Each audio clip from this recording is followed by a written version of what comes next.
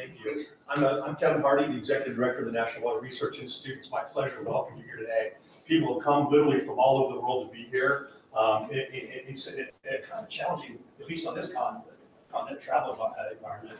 So thank you very much for being here. Not only is it the weather, but gosh, between COVID coming back at us the way it is right now, and I saw yesterday that a person on a plane, some passenger, decided to bite a stewardess or a flight attendant or something like this. So this is not a great travel environment. So I appreciate you being here. It means a lot to me. Let's everyone take a moment. If you haven't already jumped on the Wi-Fi access, take just a moment. It's the Atrium VIP network. And it's a pretty fancy password. It's one of those hard ones. So it's capitals TGC, then another G, 307, exclamation point. And I think we've got it. Yeah, right? I'll give you all a second with that one.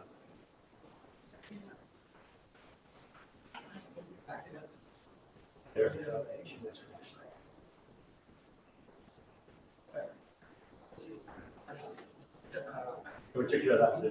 Okay, so we have a very complex and technically dense meeting. Not so much today. We're going to kind of jump into it, but especially tomorrow. So I want to set quickly some guidelines for everybody. Live, these are again they're hybrid arrangements. Margie's going to, as you can see, has joined us online. We'll talk about that in a second. But with these kind of complex materials in a live environment, projecting out into the world hybrid-wise, recording it. It's really important that the audience and everybody, support our presenters and try to make sure that you take everything to keep the background quiet, and that we can get a good, solid recording of the presentations. Also, if you're here live and you need to take a restroom break, get up, walk around, do whatever you need to do to feel comfortable and be engaged in the environment. I think you'll probably still be able to hear and see a little bit if you want to walk outside. And if you need the restrooms, you walk out the door shift back and just go to your left. You got restrooms there. If you're online, take a moment to mute your microphone unless you recognize the speak. That's for you, not for me. And do whatever it is you do in your neighborhood to preserve bandwidth. It's always better for everyone if we keep bandwidth as open as possible. And then everyone, I want to know is that over the course of the couple days, especially waiting to the back end of the second day, we're going to have a number of interactive technical sessions. And during that time, we're going to, as always, prioritize our panelists' questions. But there's going to be room, I believe, for all sorts of questions. So we're going to monitor the online chat feature. I want to encourage folks who are online, not here present, to use that chat feature when the question arises. We'll put that in the parking lot if we don't have a chance to get to it during the regular presentation. We'll get to it at the end of the day.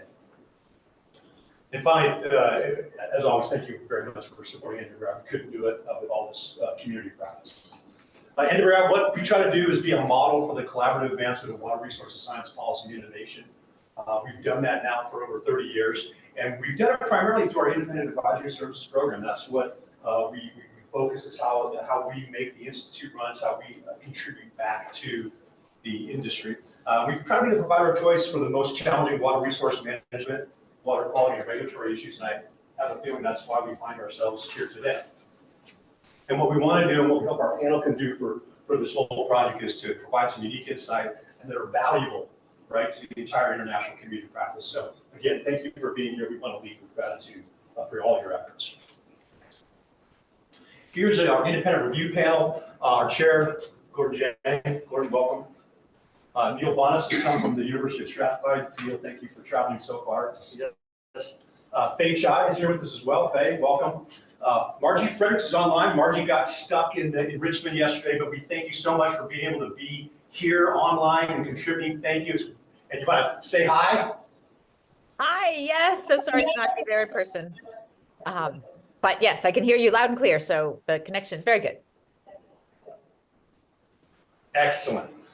Good. Also here today, we have Alexander Kurpov from NOAA. Alex, thanks. And also Mike Stewart. Mike had a long trip in Florida too, so thank you for being here. I know you had some travel challenges. Our panelists are really what make Undergrad work. Excellent. We also have had a lot of assistance in developing this project since its inception. We have a project steering committee that includes some folks who are here today. Lauren Fono. Lauren, thank you. We have David Gibson, who's the Regional Water Quality Control Board's Executive Director in San Diego County. I don't think I see David come in today, so he might be here. If David, you're on the line, welcome. Justine Kimball from the California Ocean Protection Council in Sacramento, she may be online. Karen Mogus is with the State Water Resource Control Board, the Division of Water Quality. Steve Wagner from the Toledo Sanitation District is here. Steve, welcome. Appreciate you driving down today. And then Lon Wyborg from the Orange County Sanitation District. Lon, thank you. We also had 3 really important science advisors. I want to thank them each. Sean Bothwell from the California Coastkeeper Alliance, Kristen Davis from the University of California at Irvine, and Steve Weisberg from the Southern California Coastal Water Research Project. Steve's here. Thank you all for your help as we've gone through the last 3 or 4, 5, 6 months of planning. We can make this meeting today happen and hopefully be really valuable. Next slide. We have some important modeling team members here as well. During the course of the day, we'll hear from the next 2 days. We'll hear from Danielle Bianchi, Curtis Deutsch, Christina Frieder, Vaisaka Suri, Karen McLaughlin, Jim McWilliams, and Martha Satua. Martha and Vaisal are here this morning. The rest we'll see later. Before we get into the goals and intent review, I also want to take just a second to introduce the NWRI staff that are here today. We have my right is Tiana Manzone. Tiana is our research assistant and coordinator. So any questions you have regarding today or any of your logistics and stuff, Tiana's the real answer person. Thank you for being involved. A lot of work with this meeting. Appreciate your support. And our project manager is Suzanne Sharkey. Suzanne, thank you for all you do for NWRI. Also want to take just a minute to introduce Eckhart Myberg. Eckhart, raised in the front row here. Thank you. Eckhart is a professor of mechanical engineering at UC Santa Barbara. And one of the things that we do at NWRI is we give the Clark Prize for excellence in water research and technology every year. And we use those laureates in a lot of different facets of what we do at NWRI. One of the ways that we use them is to staff these panels. We use their posts, we use them. We use their graduate students, we use their colleagues, we use their networks to kind of find the people who are right for a panel. And this one's a little out of our range for a lot of our experts. We do have one expert, one of our Clark Prize laureates who's got kind of a background in saltwater biology or chemistry. Nancy couldn't really help us because she's out in the ocean for the last few months. So Eckhart was kind of stepping in that role to help me kind of be my counselor, kind of like, be a shoulder for me to cry on, and also to really prioritize NWRI's success here. We want to make sure that, hey, we don't make any fatal flaws, we don't make any mistakes of fact, and that I have the information that I need to help the chair be effective and efficient, and help the panel be effective and efficient, not just here today, but also as they draft the final report. So, Eckhart, I want to thank you for being such a great counselor in this process for me and for NWRI's success. Online, we also have, I forgot to introduce Mary. Mary Collins is online. Mary, are you there? Can you speak out loud? Maybe not. She is here. I'm here. Good morning. Good morning. Mary's been with us for 5 years, and she's the person who will help this panel begin to draft this important report. So a really important part of our staff. Mary, I apologize for forgetting to introduce you. Okay, so let's take a second, recenter. Why are we here today? Well, what's the whole purpose of what we're doing today? So what we're trying to accomplish in this effort of the last 6 months is to assess this model's readiness to answer management questions. We want to advise, have to sit and review panel advise on model uncertainty that's associated with answering and addressing those management questions. And the third thing is kind of to put a normative sense on it. What do we want to talk about? We want to recommend the next steps for improving the model and make sure it's ready to go as we roll it out in the world. So from a big picture perspective, what are we trying to accomplish? These are the things that we're trying to accomplish. These are the goals of our review. And the next, how we're going to get there, next slide, is to have the panel answer these questions here. So these are the panel charge questions, and they're really important in that they do 2 things. One thing, they form kind of a minimum bar at which the panel will have done its job for NWRI and for the folks, in this case, the modelers. But it also provides a jumping off point for the panel to think about not just the questions that are presented in their general words here, but all the implications of these words that you understand as experts in your field. So here are our questions. Do the ROMS, BEC, and coupled models fundamental modeling choices enable the coupled model to predict the physical and biogeochemical processes impacting ocean acidification and hypoxia in the Southern California bight? Second question, inventory and characterize the sources of uncertainty and bias in the ROMS, BEC, and coupled models inputs. parameters and outputs, and that's where we're going to start this morning. And finally, what portfolio of investments, looking ahead, would best promote the long-term continuous improvement of the model's predictive accuracy and potential scope of use? So those are our panel charge questions, and as we draft the report, that's where we're going to start. Excellent. Our process has been long. When we had our first steering committee back in June, and we saw this slide online that last a couple weeks ago. Had our panel seated by October. We've had meeting with just the panelists, kind of orient them to the projects. They kind of knew what was going on, let them know what they were getting into, have a chance to meet each other, and have a chance to speak with one another. And we've had 2 webinars. Last one was only 10 days ago, and we're here today in this live meeting. Where it goes from here, we don't know. Well, I get that question a lot. I think the answer to that question is that we're going to produce this independent peer review panel is going to produce a report. That panel report will include some recommendations, some consensus findings and recommendations on what the next step should be. So I think that hopefully we'll get some clarity on that with that live report that we should be able to see by the end of February, the first part of March. For today and tomorrow, here are our objectives. We're going to review the couple of models, local inputs, the applications, and the outcomes, plus the efforts that have been taken underway already to resolve model uncertainty. We want to provide a public forum for stakeholders, and that includes everybody who's in this room, to present their views on the challenges and opportunities that are presented by the coupled model. Obviously, there's a lot of different perspectives about the model, and we want to provide an opportunity for the panel to hear all those perspectives as they start their consideration. I think it's really important. I hope that everybody can join us today on the tour. And if you are going to join us on the tour, and we really like you, and you haven't already RSVP'd with Tiana, just let her know that you're going to join us today. But we'll be heading over today. That's one of the opportunities, one of several opportunities that we're going to build for you to have time for you all to engage in both facilitated through the technical sessions and the questions and answer, and impromptu technical and scientific discussions. We really thought that was an important part for people to kind of get together to be able to answer those kind of subtle or nuanced questions, to dialogue about things that are important to you, to understand things in your way. So we want to create some space for that sort of impromptu dialogue. And then finally, by tomorrow afternoon, after lunch, this panel should be to work on drafting the interim report. We have a busy couple of days. We'll look just here at today. How are we doing on time? Not too bad. I'm only 2 minutes late. We're going to get into technical session 1 on the local inputs. We'll have a facilitated Q&A session. Again, we'll use a parking lot if we can't get to all the Q&A. If you have a Q&A online, a question rather online, make sure you enter it in the chat. At 9:15, we'll go into technical session 2, where we talk about application of the model, some of the related outcomes from that, another Q&A session. We'll take a little bit of a break, adjourn the teleconference. Then we'll get together. We're going to go to the groundwater replenishment system tour.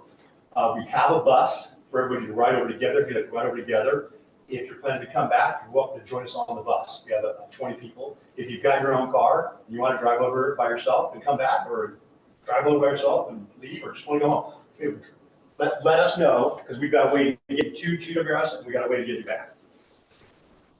Okay, good. We'll have lunch there, and then we'll have tours of both the Orange County Sanitation District and its wastewater treatment plant, which is one of the largest in the United States. Then we'll go over to the Orange County Water District, where we have the world's largest potable reuse advanced water treatment project. Next slide.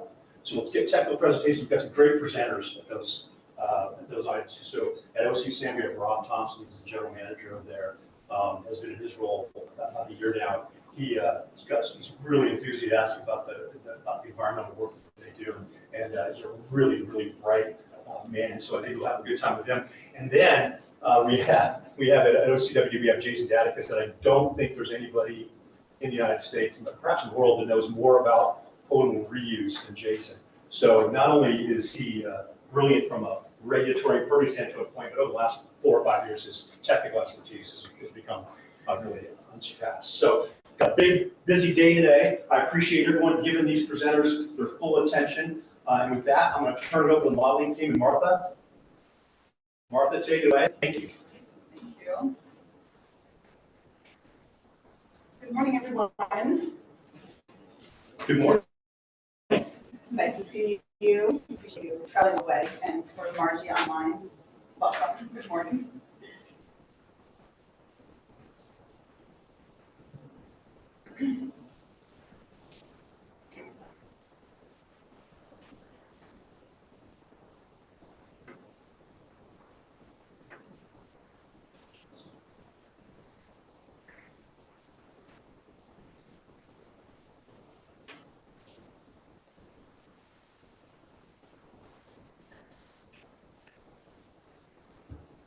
always happens in professional.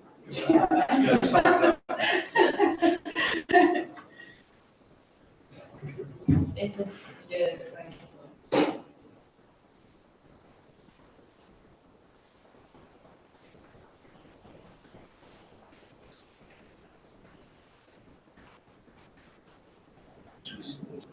Yeah, it's sharing the screen. This is what happens in these meetings.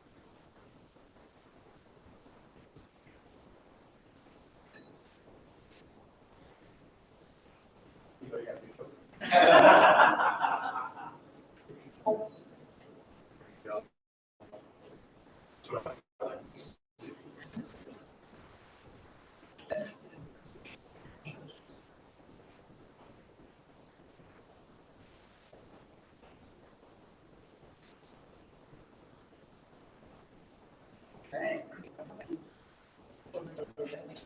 Try not to spill the water on the electronics.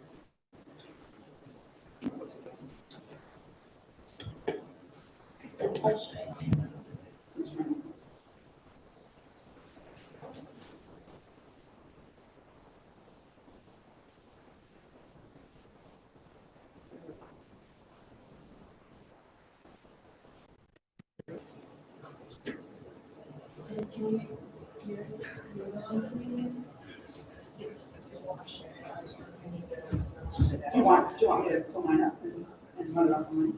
Yeah, if you can log in, that'll Let's try. it just won't load the thing to share on the Zoom. So we can show it here, but they won't say it online.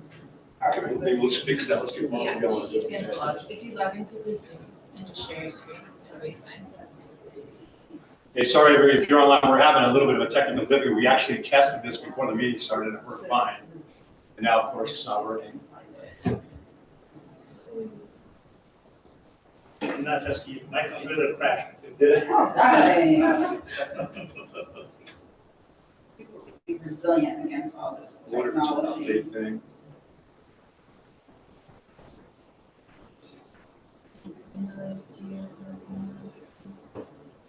Put on the good job. Yes, please. Too much. I'm all ready.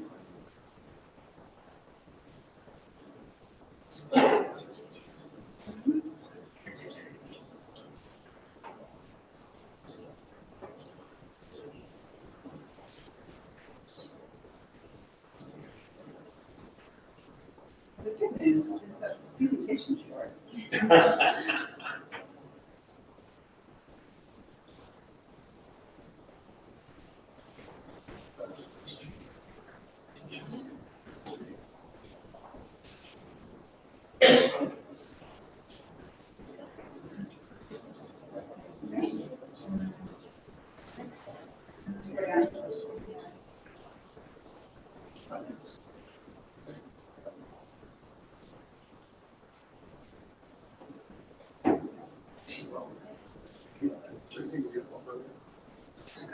I will not load things up.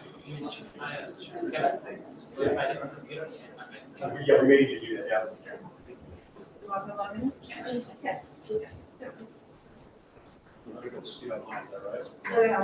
that's what she's logging in. She's recording in progress. Go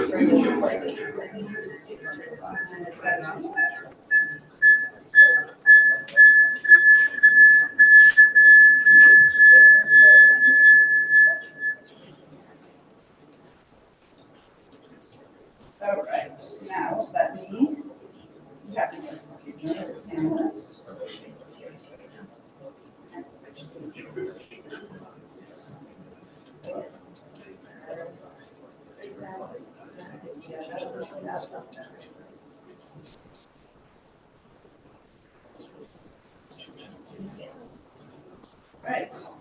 that? Outstanding.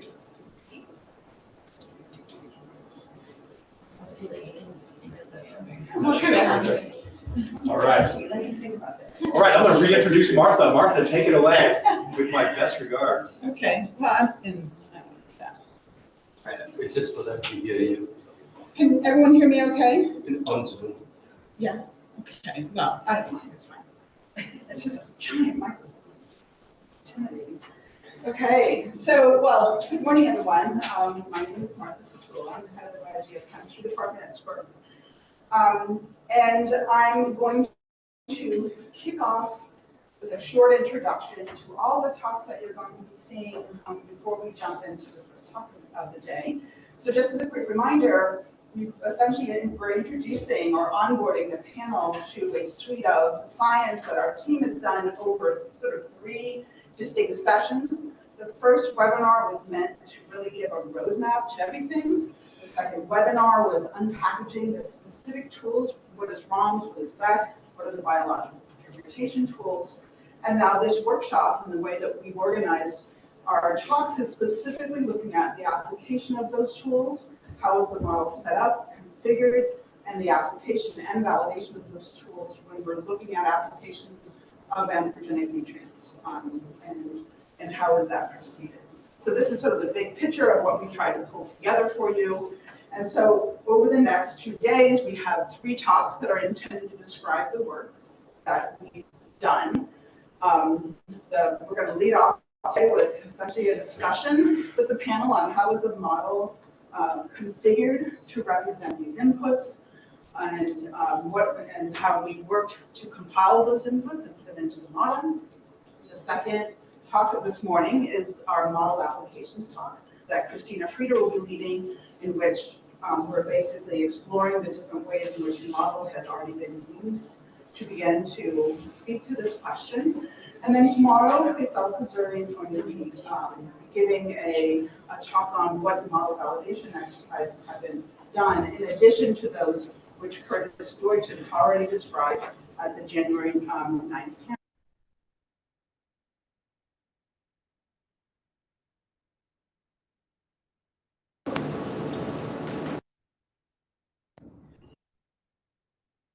Okay, well then, just in terms of introduction, you've met me, and you've already met Christina Frieder. She's joining us just a little bit late this morning. She's got some childcare duties, but I want to take a moment to introduce you to Faisal Kazuri, who's our lead modeler at SPIR. So Dr. Kazuri has a PhD in modeling, numerical modeling, from the University of Toulouse, which is one of the European ROMS modeling center. He came to the United States to do a postdoctoral training with Dr. Williams and essentially cut his teeth on this very project, which you're reviewing now. So he's been with us since the inception. And after completing his postdoc, then he joined SWIRP, where he's now a senior scientist, and he's leading the group collectively on model applications. And he also holds a joint appointment at UCLA. I also want to quickly remind you of the rest of the team who are not here in person, but Jim McWilliams will be joining us tomorrow. You've met Dr. McWilliams and Dr. Deutsch. And then the last 2 members of the team that you will have the opportunity to interact with, whether here or past the panel, are Dr. Daniele Bianchi, who is the current UCLA lead on BEC. And he's a professor of the atmospheric and oceanic sciences. And then Mina Ho, who is a scientist at SWIRP, who's also currently getting her PhD with Jim McWilliams on numerical modeling. Okay, so I would expect that at some point, if the panel has questions, you may be interacting with any of all of these individuals. So great.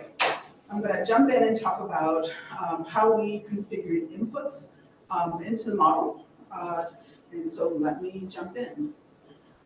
So when you begin this endeavor, there's a lot more of the details that go into setting up this model for applications. We decided not to talk at the panel. It's all really described very well in essentially the James article that we've identified with the DOI at the bottom. We set up the model domain, BEC set up the model domain at the 300-meter resolution grid. We configured the model with the oceanic boundary conditions that were derived from the 1 kilometer parent nest that was described during the last webinar. We compiled data sets of land and atmospheric inputs. And then those inputs were parameterized, tested, and some sensitivity analyses done to understand how they can be best configured and diluted within the actual ROMS model itself.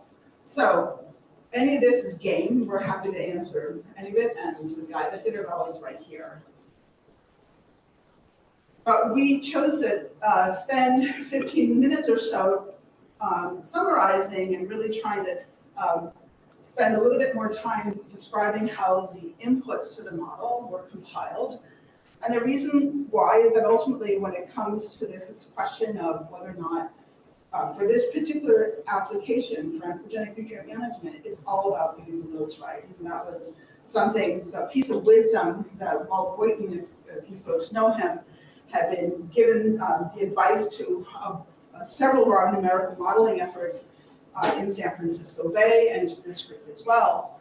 And so getting the loads right, when you think about that proposition, is not only the data that are being compiled to put in the model, but how they're represented in order to make sure that we are doing this as realistically as possible.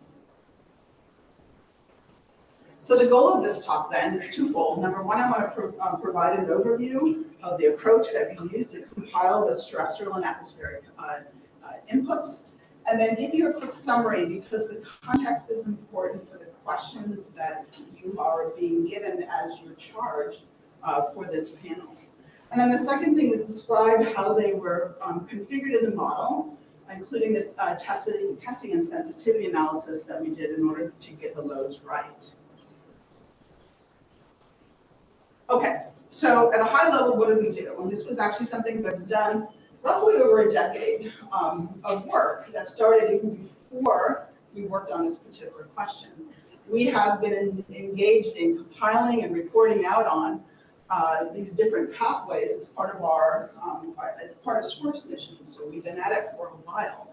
But specifically for this project, we compiled 2 decades of data on nutrient and carbon inputs from 4 pathways. On the top, what you're seeing are the terrestrial pathways, so rivers, surface water inputs, as well as the ocean outfalls that are the means by which municipal wastewater is discharged directly to the ocean. And then on the bottom level, you're essentially looking at atmospheric deposition, wet and dry deposition, as well as atmospheric CO2 and the way in which it needs to be represented in the air-sea exchange with the ocean. So we have an additional manuscript or journal article that provides details, methods, and findings found at the bottom here. But what I'm going to do is just give you the high level sort of takeaways from that. Okay.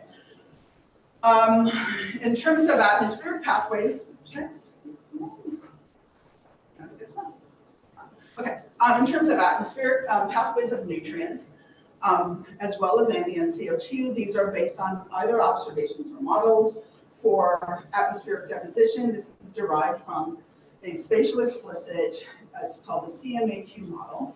It's the Community Multi-Air Quality Model. This is one of EPA's regulatory models, so it was a great convenience to have this output that could be extrapolated over our coastal ocean. The second piece are the atmospheric CO2 concentrations. These are essentially global CO2 levels that are interpolated from monthly mean data from the Mauna Loa Observatory in Hawaii, in which the simulations of essentially when we talk about ocean only, they're already included in that. So no additional inclusion was made to run the models. It's already including the influence coming in through our oceanic boundary conditions. Okay. With respect to the pathways of land-based inputs, what we feel is that these are, we're lucky in the bite. We have over 50 years of monitoring going on including the mass emissions of different stormwater and wastewater dischargers. And so we have 19 POTW ocean outfalls, in which we have their monthly permit data. And then on top of that, we did monitoring for targeted sampling of selected constituents. And then second, for riverine inputs, we have surface water inputs essentially from 75 rivers. So that was a bigger challenge. But again, we were able to compile a data set of daily river flow and seasonal mean constituents at our essentially at our mass loading stations, which are at the bottom of the watershed. And then we use the model to essentially use modeling approaches. In the case where we did not have data, we use modeling approaches to estimate flow and loads from unmonitored watersheds, as well as to predict what we'll refer to as the natural background loading.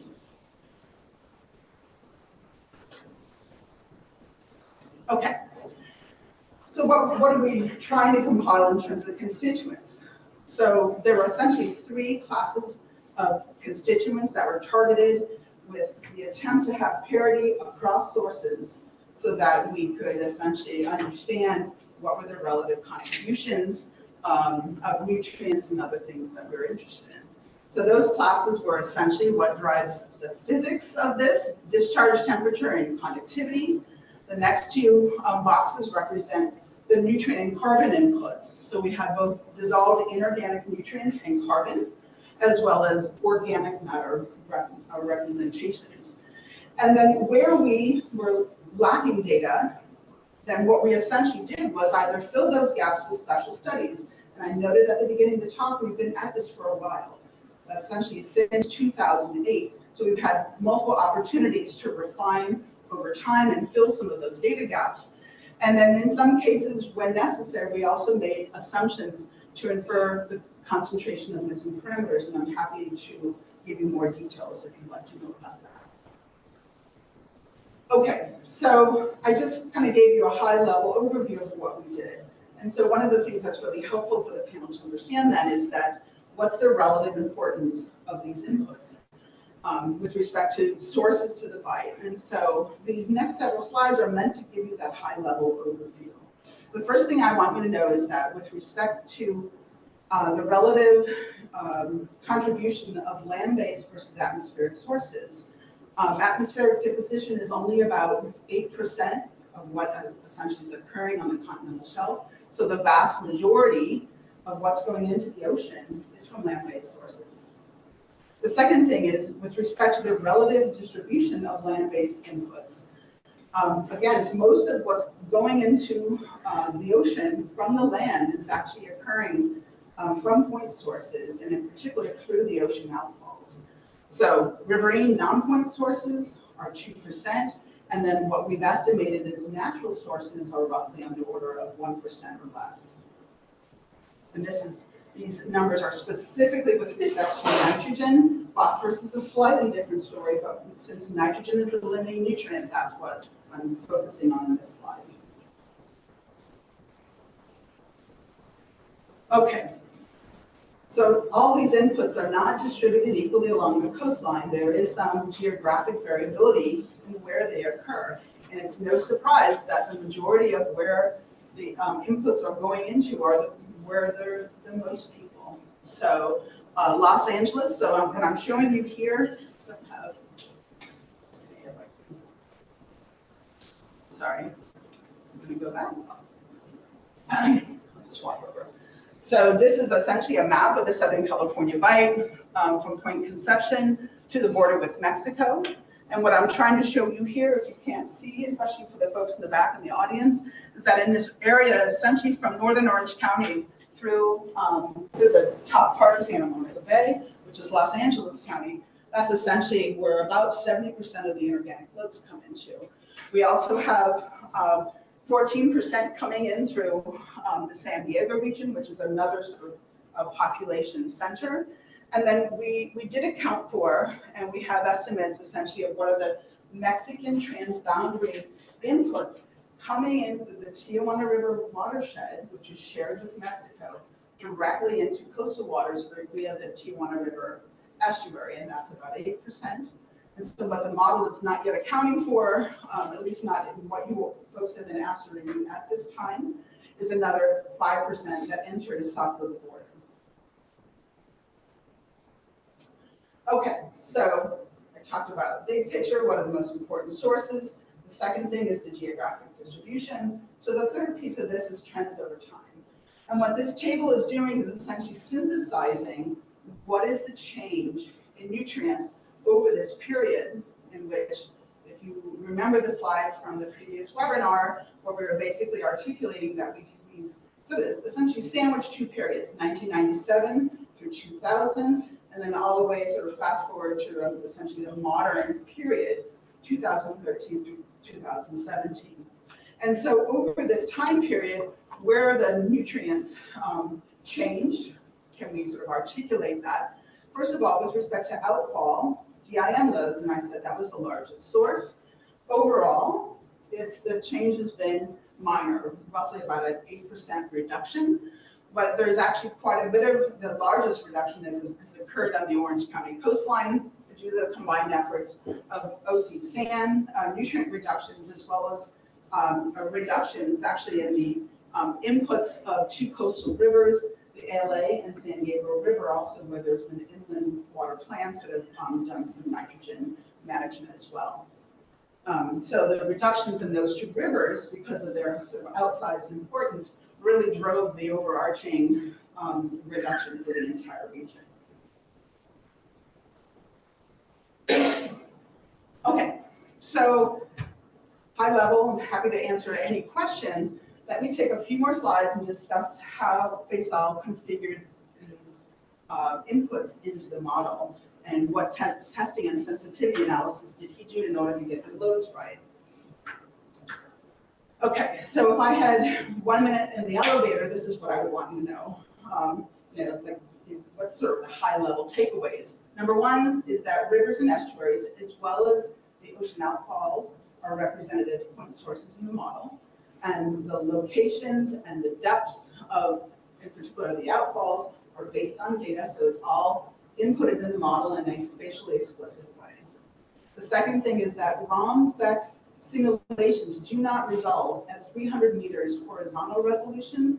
It does not resolve the near field mixing of outfall plumes. So just some terminology, when we talk about near field mixing, this is essentially a representation here of an ocean outfall with a diffuser, and it's the area right above the pipe, essentially where you have the rise of the plume and the mixing up into the water column. And so once it reaches a point of neutral buoyancy, then it will spread out and the currents will essentially take it away. So ROMS does not resolve that near field mixing, at least directly. And so what was done was essentially to parameterize the initial dilution of the plumes based on data, and then Faisal conducted sensitivity analysis to assure that it works in a variety of different ocean states or conditions.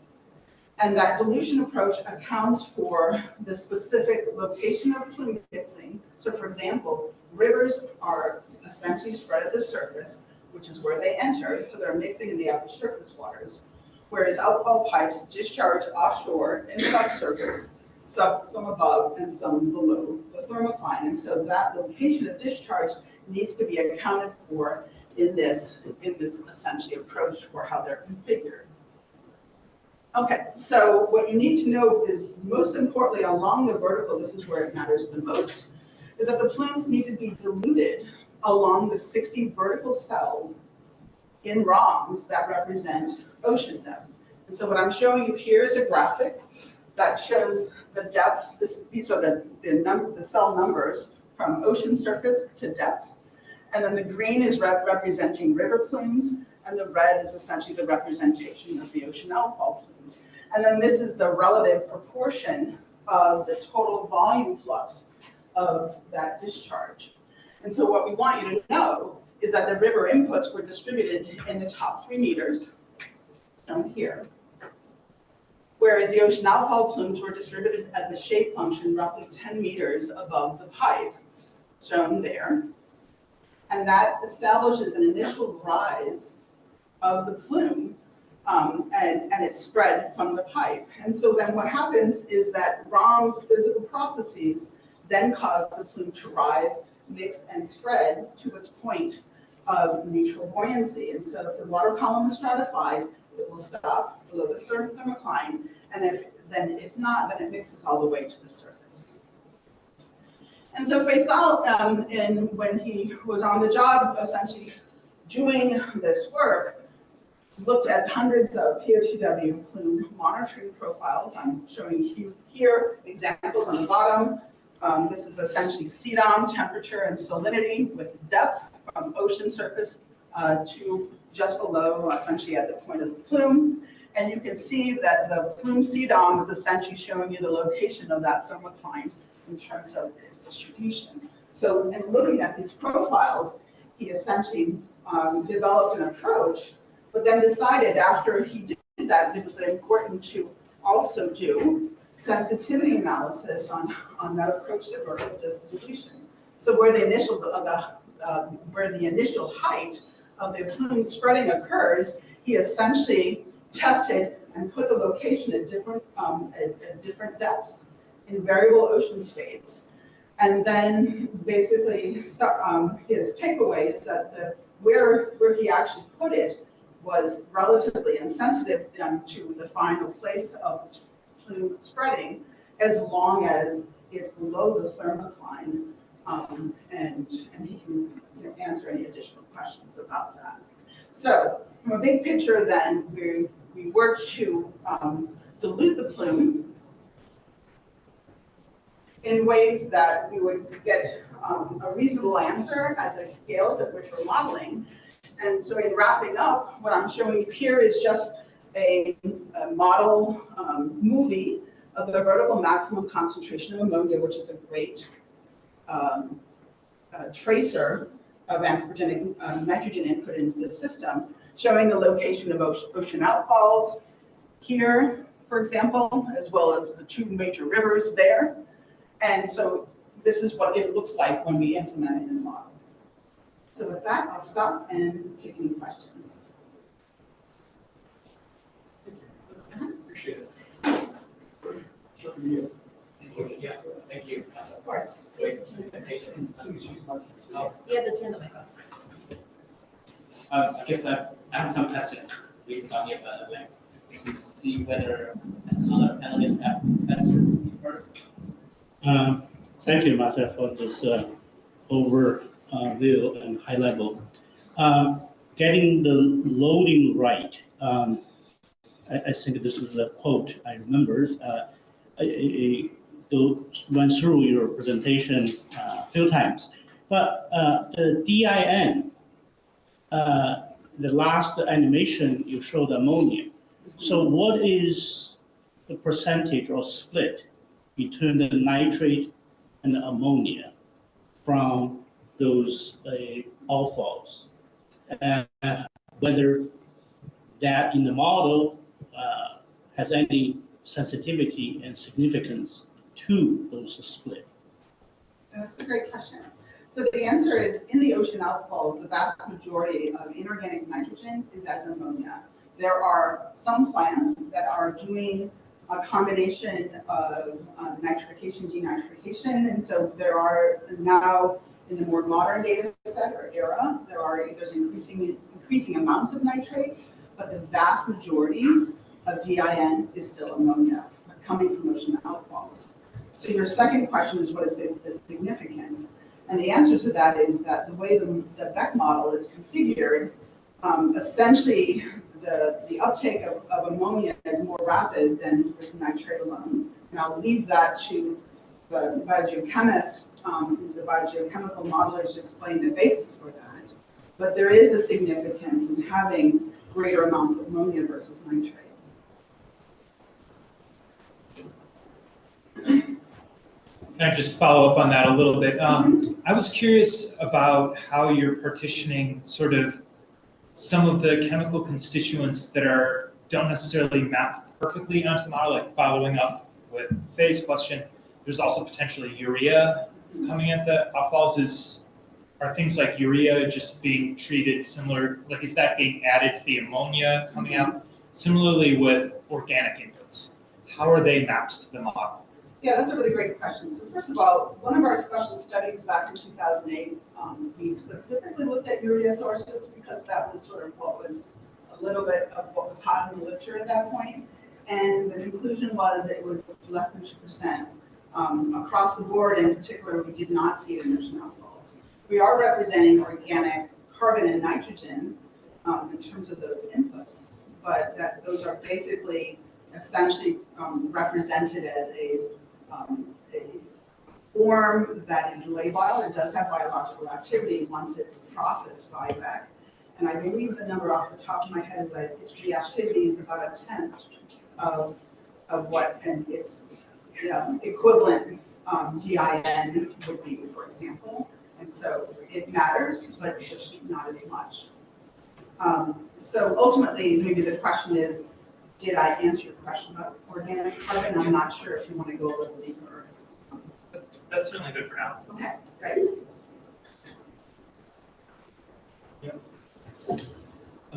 Yeah, I'm just curious, how did you pick the 20-year time horizon to focus on? That's a really great question. So first of all, one of the things that's really helpful to understand is, number one, this entire sort of collective suite of studies has all been research and it's been conducted over about 10 years.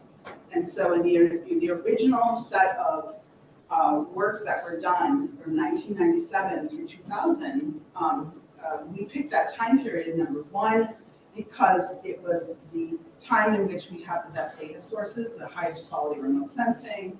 It's a long list of why we like that, roughly that date.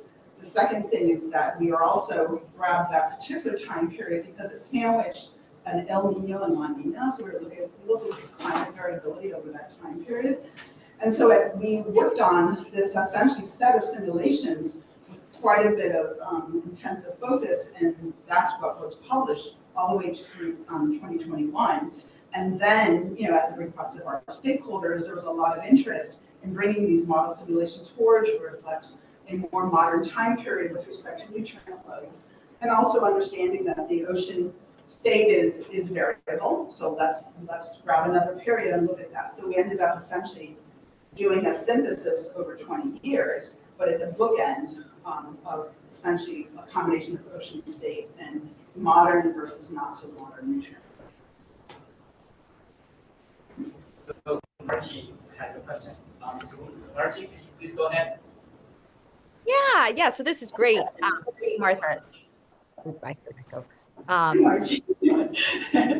Yeah, can you hear me? Yeah. Yes. Okay, great.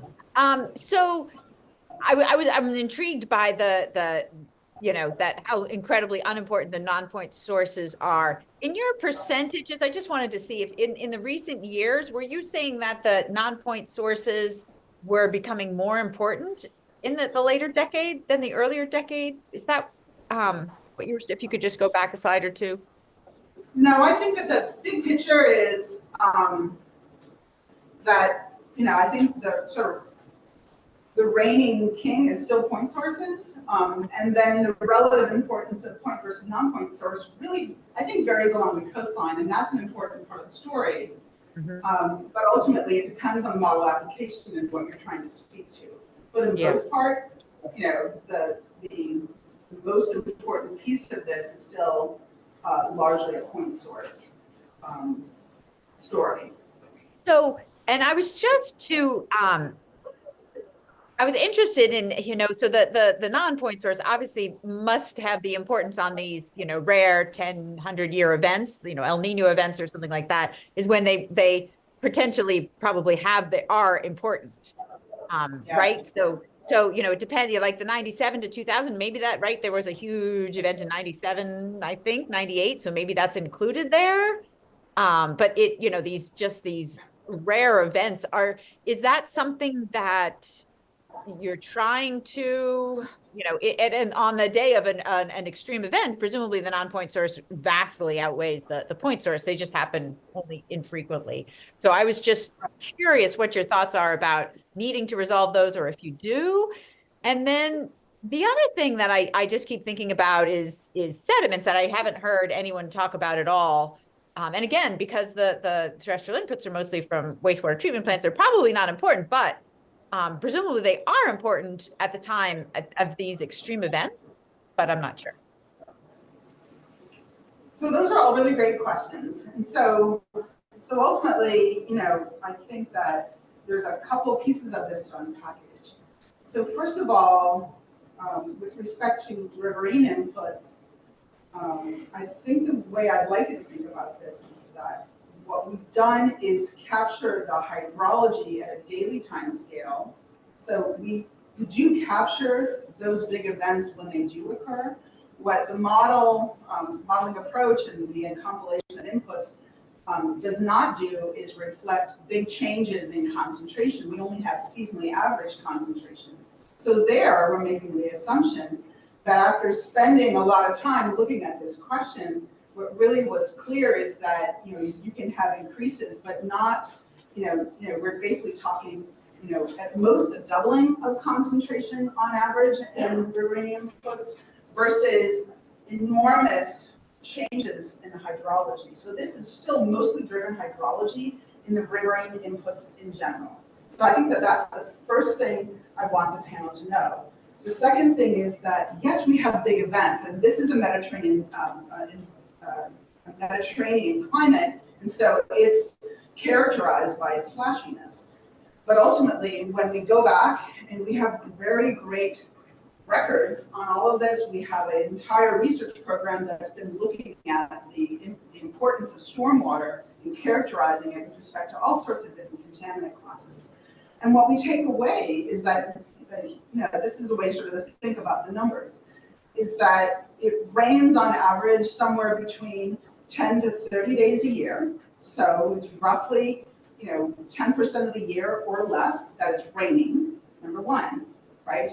And then the second thing is that there are very many, the majority of our watersheds have dams. And so the bigger events, and especially the early seasons events, are often captured behind dams. And so with respect to sediment sources and other inputs into the system, it doesn't necessarily, even for like those large peak years, it doesn't necessarily flow early to really have a huge effect on the system.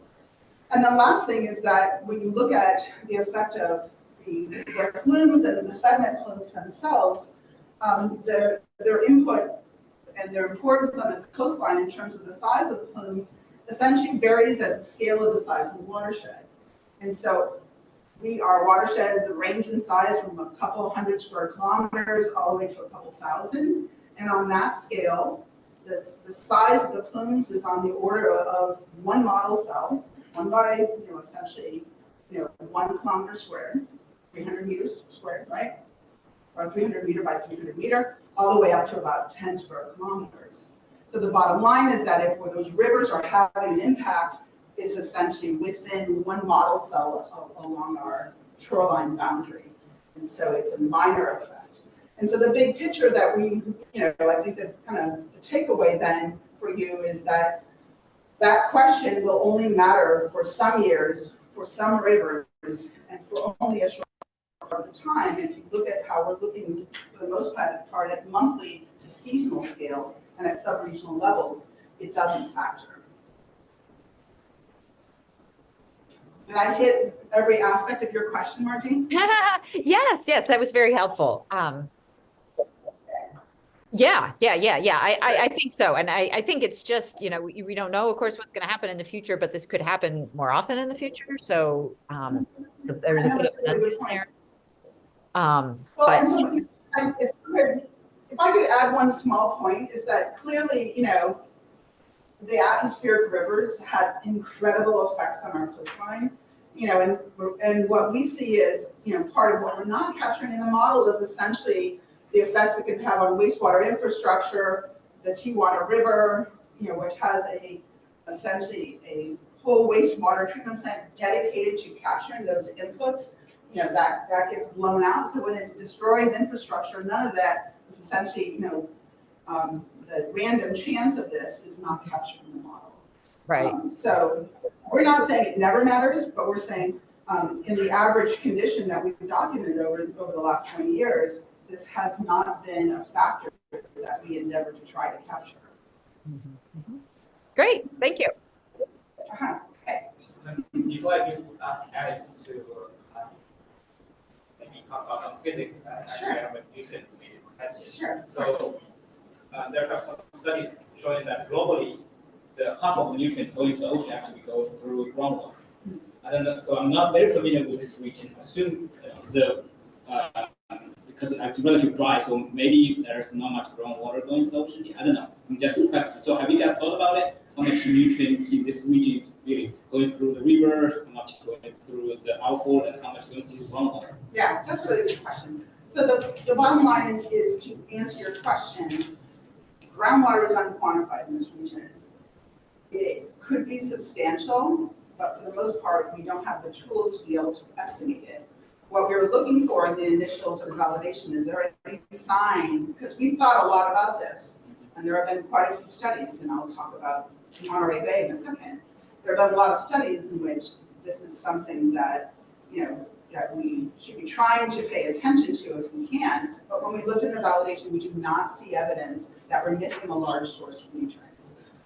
When we go to Monterey Bay, which is a place that rains all the time, and in which you really have very large river systems that are coming in to an alluvial floodplain, then you're going to have lots of opportunity for submarine groundwater discharge. And so there, where we're working on a modeling nest right now, we're actually working with USGS that has some sophisticated coupled groundwater, surface water models to actually represent that submarine discharge, because there we can already see that it's important.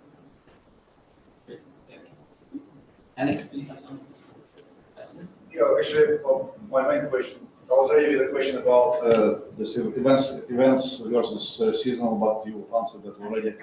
So the other question for, basically, am I to understand that the main focus of this effort is to predict like seasonal evolution and interannual variability, like on average in a way, right? You're not really, despite you have a resolution like 300 meters, which is pretty good for like shelf flows, but you're not really focusing here on to give predictions like along the coast, right?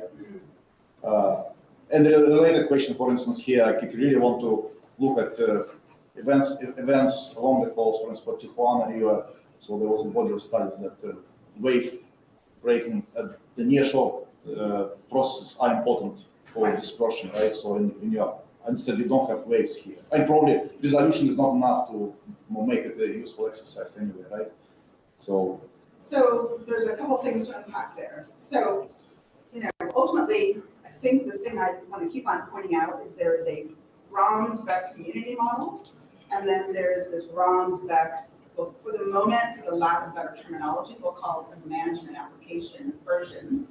And so the ROMS community model has the ability to go down to very low resolution, to go very near shore, and there are active research applications right now in which they're endeavoring to resolve a lot of what you just sort of laid out.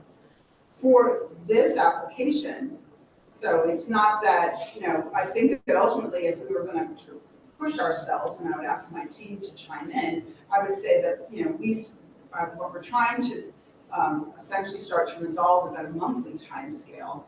And at sub-regional, we want to have enough specificity to be able to understand that geographic variability, because we don't want to come up with a one-size-fits-all answer.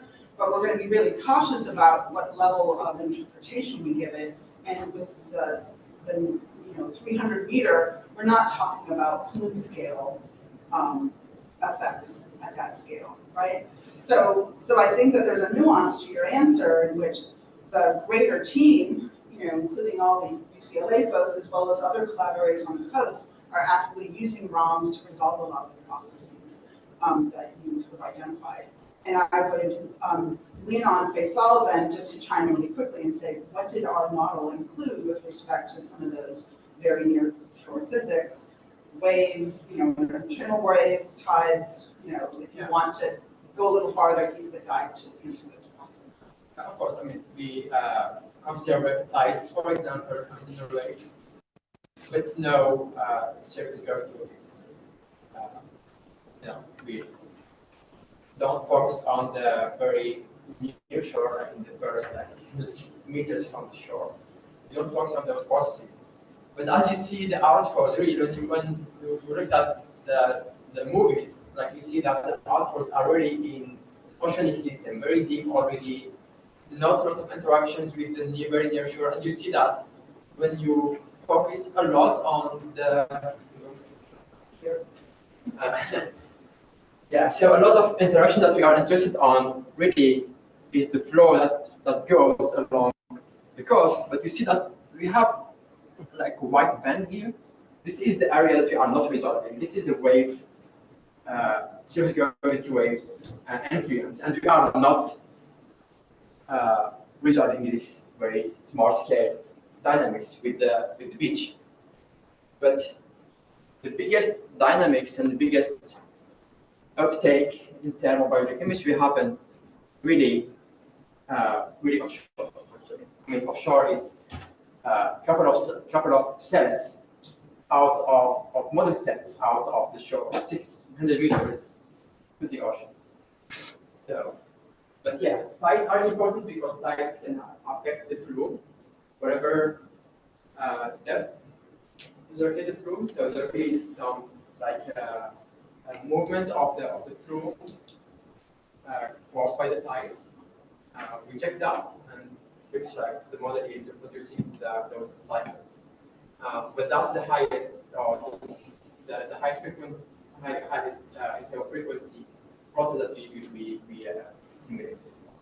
Yeah, well, I want to say that I think this model has already shown a lot of use, right, and a lot of useful information, and has given the resolution and behavior which is built. It has tremendous potential to kind of to get to other applications, like for instance, like really kind of make predictions on a event scale. But to do that, maybe some technical details have to be worked out. For instance, when you put the rivers out, right? So in the river channel, you have to think about what about tides on the input side. Like you either have a very long channel or you have to provide tides, otherwise your plume regime is not going to be correct. So yeah, so it's a very useful model, but if you guys want to make it like a predictor, like forecast model, right? So then some details have to be worked out for this still.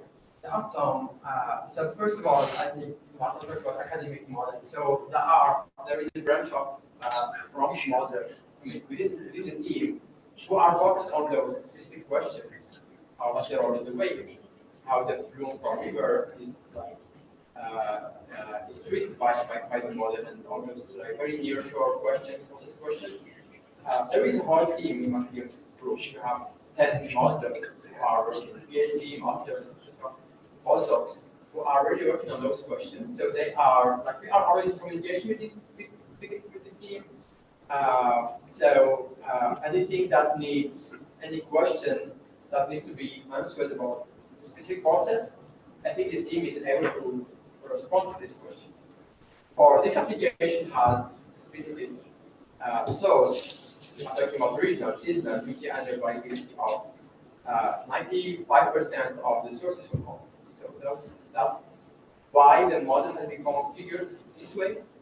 200 meter resolution is kind of the best that you could do because we are targeting very big domain, very long time series, very intensive computational exercise. It's not cheap to run this model, so it was very good compromise to sacrifice some processes on the near shore, but get the 20 years full bite simulation with physics and biogeochemistry up to the tidal cycle. So it's already like it's a lot of It's a lot of work. yeah, a lot of work. So hopefully that answers your question.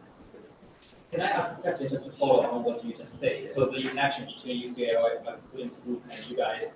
So I know they have a big group there. Have people working on different aspects of model development, constantly coming out with maybe sometimes with an improvement in the model numerics or some setup configurations. How does that sort of information get flow into you guys? How often does that happen?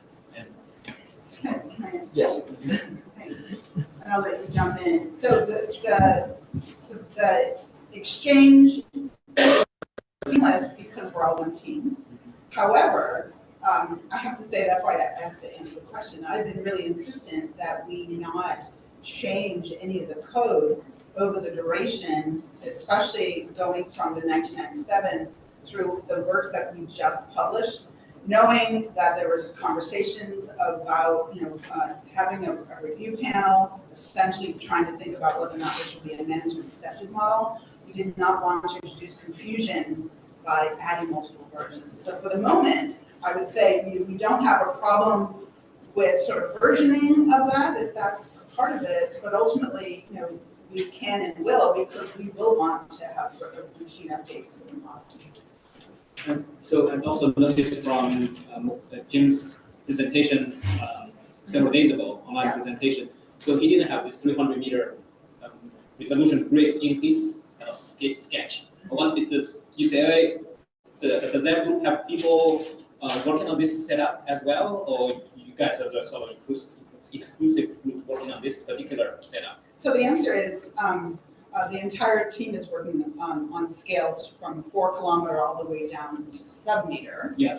And we're not the only team that's working at 300 meters or 1 kilometer, for example. Some of Daniele Bianchi's work is being essentially conducted either to look at modeling of toxic cabs here in the Southern California Bight, or for example, some of the work that UCLA is leading on in this San Francisco and Monterey coast is at 300 meters. So there's multiple efforts, and it really just depends on the scale. SWRP has a leadership role in model application in the Southern California Bight.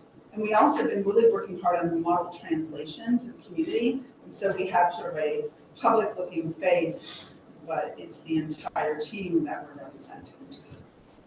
So, okay, I don't want to get into details, but I understand there's different focuses and you work as a one team.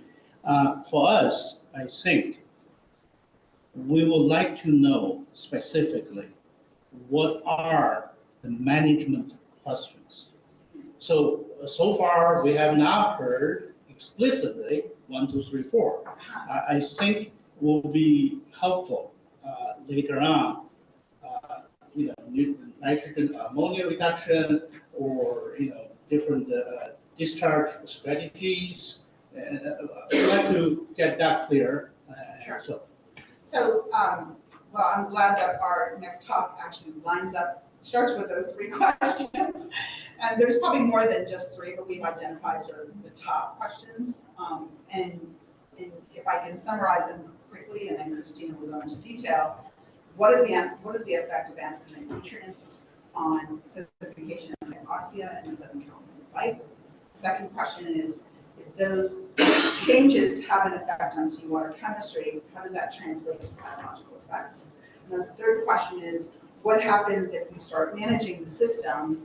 What are the responses of the system? For example, if you tune how much nutrients are going through outfalls, and so you're starting to use the model in an application mode or a management decision support mode to investigate potential management actions and to understand before you spend a dime on those things, what are you going to get out of it?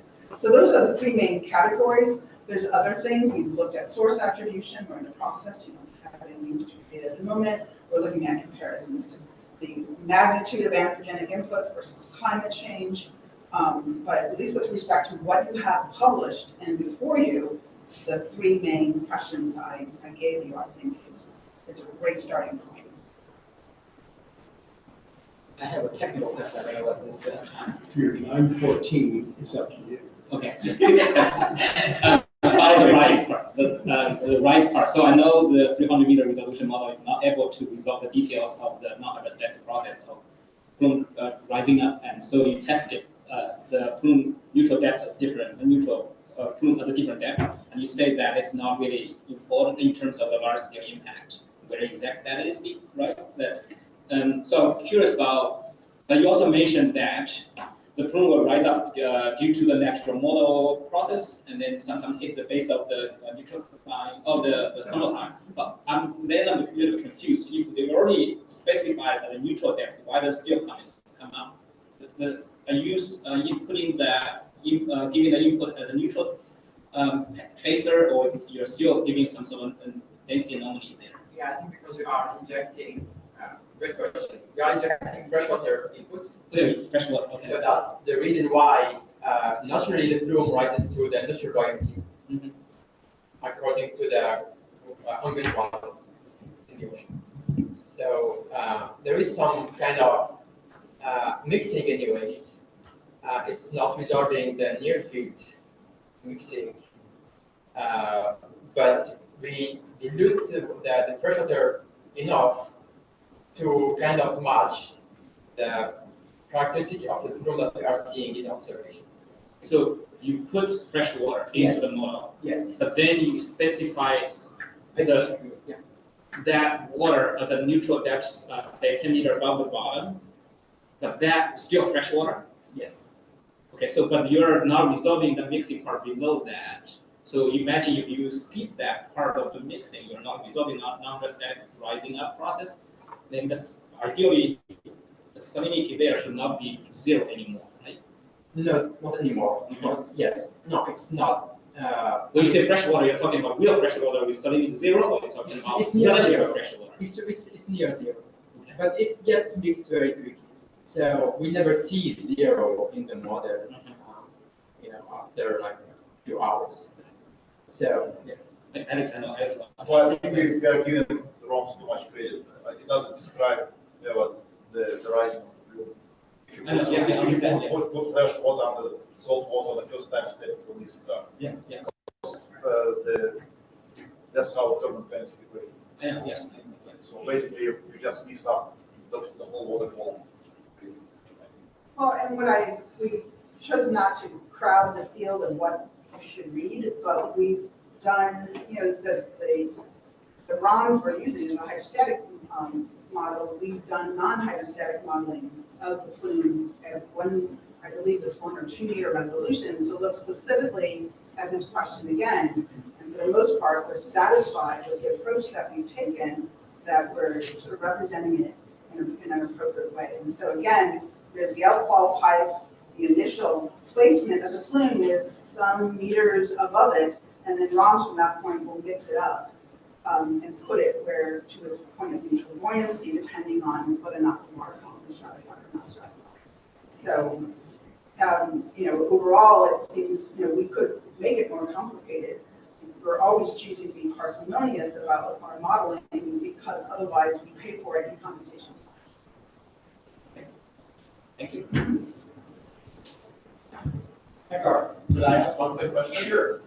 So thanks very much. Interesting presentation. So you discussed the source modeling of all these inputs. My question is, how do all these inputs eventually leave the water column again? How is that being taken care of in your model, and how well are those things constrained? So I think, just to make sure I understand your question, you're saying, the ocean is mixing. If you have a model domain, which essentially describes the area that we're modeling, eventually things are going to go out of the model, correct? That's right. That's is right. So that out of things the don't domain? accumulate over 20 years. There somehow they have to leave the model. That's right. And so then the answer is that they leave the model in essentially a one-way sort of exit. And so you can have nitrogen, inorganic nitrogen from alcohols exiting and going out to the greater ocean, and it doesn't come back again. We don't try to capture that. So it's mostly that things leave across the model boundaries. It's not Correct. that they leave through sedimentation or through chemical reactions or things like that. Sediment diagenesis is accounted for in the model, and so if you have raining of organic matter onto the sediment bed, then that organic matter can be remineralized back up into inorganic nutrients, and so it's reflected. But ultimately, we're not modeling 20 years of sort of sedimentation, burial, long-term processes. We are capturing essentially what the cycle of organic matter, cycling in the way that it can be coupled with Okay, Thanks for your question. thank you, Martha. I want to encourage everybody, if you still got questions, put them in the chat. I want to let you know that we've got a question from Stephanie Yeager, the city of San Diego, about recent changes in kind of the loads coming from Mexico. We have some questions also from Stephanie about biogeochemical data availability. Looking for some clarity about that trans-boundary model flow that we just kind of talked about. And also talking another question about how the model resolves upwelling nutrients and distinguishes between nutrients that are anthropomorphic and those that have been just upwelling. So we've got those all parked. If you've got other questions, feel free to add in. And again, we'll use the sessions at the end of the day tomorrow to resolve as many of these questions as possible. Sounds like, Thank you for did asking. you want us to respond to those questions right now? No, not now. We're gonna organize these, we'll do it at the end of the day and at the break tomorrow.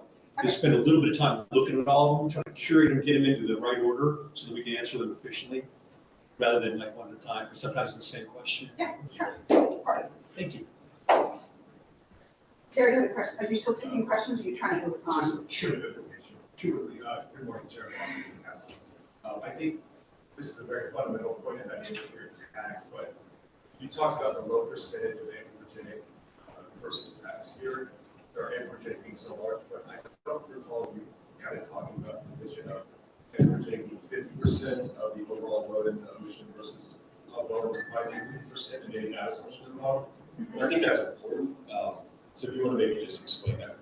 Yeah, sure. So what Jared's referring to is, if you think about, what we're modeling here is that the ocean has natural sources of nutrients. This is an upwelling coast. So the model, even without anthropogenic nutrient inputs or terrestrial inputs, is going to represent those inputs and capture them with a fair amount of fidelity. And so what Jared is referring to is, we've done previous studies starting back with a paper, it's Howard et al. 2014, in which we were essentially range finding the relative importance of anthropogenic nutrients from land versus along the coastline, how much could that upwelling or natural source be? And the answer was, at a high level, across the coast, is essentially equal in magnitude to upwelling. And so it's not that the ocean is a space that is devoid of nutrients. It's got them, but the question is, when you add extra, when you double that essentially nitrogen availability on the continental shelf and beyond, what does that do to the processes that we're trying to speak to? So anyway, so that paper, I can send it around. I think it was on review, but I'm happy to send it. It's a useful but early version of our modeling work, and I think that we've done essentially a repeat of that exercise.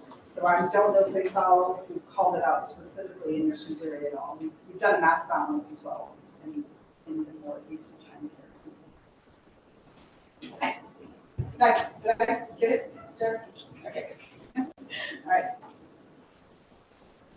Okay. Well, then, Okay. are we ready to go? Yeah, take it away. Let's move to our next presentation. Great. Perfect. Okay. Yeah.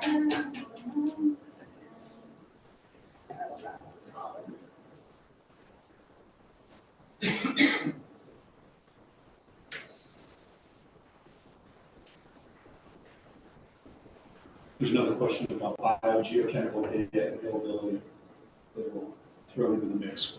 Sure. Yes. I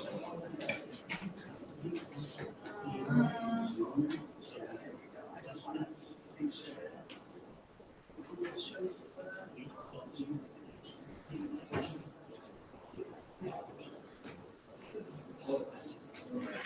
Reason not to have so much crap on your laptop at once. I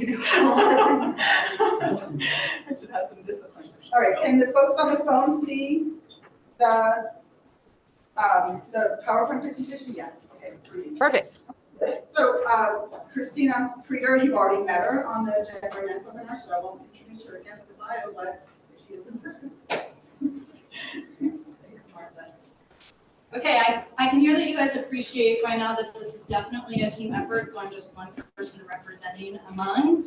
But you've been tasked with evaluating this model in terms of its readiness and uncertainty for nutrient management questions. And so following on your question about what are these nutrient management questions, that is what I'm hoping to present to you. What are the questions that we're trying to answer? What is our approach to doing it? And what are our main findings to date? So the starting point for this is that California's Ocean Protection Council has a strategic plan to guide its some of its work, and they called out reducing land-based nutrient inputs to the coastal ocean as one strategy to address climate change in the ocean, specifically to address ocean acidification and hypoxia. But just based upon our conversation, this is an upwelling system, and there are natural sources of nutrients. There's natural upwelling, and the community already appreciates that that there are naturally acidified and hypoxic waters along our coast. And so it's not a foregone conclusion that when you potentially reduce land-based nutrient inputs, that it would produce a shift in phytoplankton production and subsurface acidification and hypoxia. And so the question is, well, what tools do we have to evaluate whether reducing land-based nutrient inputs would move that dial in terms of eutrophication? And can we do that prior to implementation of any of these proposed solutions? So that's why we have the modeling approach and the modeling framework to apply ROMS BEC to evaluate management-specific questions. The management questions that we're addressing are, first, what are the effects of anthropogenic nutrients on seawater chemistry? Of course, not all changes to chemistry will induce a biological effect. So then, how do the changes in chemistry, do they translate to biological effects? And then, if they do, how do outcomes change if you start to incorporate nutrient management scenarios? And then I'm going to end also the talk with providing an overview of ongoing work that isn't published yet. So there's this question of how do we use ROMS BEC to predict the biogeochemical effects of land-based nutrients. We've shared the model configuration with you. We're using this 300-meter resolution domain for the Southern California Bight. Martha shared all of this compilation of land-based nutrient input data for you. And so what we do is then we perform parallel scenarios, one that includes all of these land-based nutrient inputs, river inputs, outfalls, nitrogen deposition, and then a parallel simulation that doesn't include them and would just represent a natural ocean, including natural nutrient sources like upwelling along the coast. And then it's the difference between these two scenarios that we attribute to an effect of land-based nutrient inputs. And so here, just to orient you on the left, I'm showing it in our manuscripts and publications you've been provided, we call it our ANTH simulation. So here's an example of the long-term average of chlorophyll A from our anthropogenic simulation. And on the right, you can see the long-term average of chlorophyll A from the control simulation. These our main findings and more detailed analyses are available in a series of publications and manuscripts. There's kind of two levels of assessment that we're doing. We're looking at the chemical changes, and those are provided in two separate manuscripts. We started with the 1997 to 2000 assessment, but then there was desire to look at more modern representation of land-based nutrient inputs, which is then why we focused on period 2, which is this 2013 to 2017, and have an updated manuscript assessing what those chemical changes are. Then following on that, we have an assessment of habitat changes that has been submitted and covers all of these time periods. So I'm going to give you the high level findings from these manuscripts, but please refer to these for the more detailed assessments and additional figures and sort of more mechanistic underpinnings of some of our main findings. So the model predicts that anthropogenic inputs are leading to persistent increases in algal biomass. Here I'm showing you 3 views of that. So on the left, this is a map of the different % difference in algal biomass between the anthropogenic run and the control run. And this is a long-term average. This is for the 5-year average time period from 2013 to 2017. And so the scale bar ranges from negative to positive. So negative would be that there's less algal biomass in the anthropogenic run, while positive means that there's an increase in algal biomass. And particularly along this coastal band, there can be up to a persistent 100% increase in algal biomass right along the coast. But then you can also see that it gets transported and there's also an accumulation in algal biomass in offshore regions. So this red line here, the red line on the map, then represents this cross-shore transect that I'm showing. The cross-shore transect starts with the coastline at 0 and looks offshore for 100 kilometers. And you can see that increase in algal biomass is isolated to the euphotic zone. It's occurring in the upper 50 meters of the water column or the upper mixed layer depth. And this effect is persistent and it's happening all year long. So this bottom right panel shows you the detrended, looking at the seasonal, looking at the seasonal cycle of that % change. Well, it's not a seasonal cycle, it's a consistent elevation beyond the natural variability. So what we see is persistent increase in algal biomass, particularly along the coast, but there is some offshore representation as well. This is leading to a concomitant subsurface acidification and oxygen loss. But the area where this occurs is most pronounced offshore, and it has a seasonal aspect to it as well. And I want you to know that you can go to those manuscripts and look at how we've confirmed these pathways.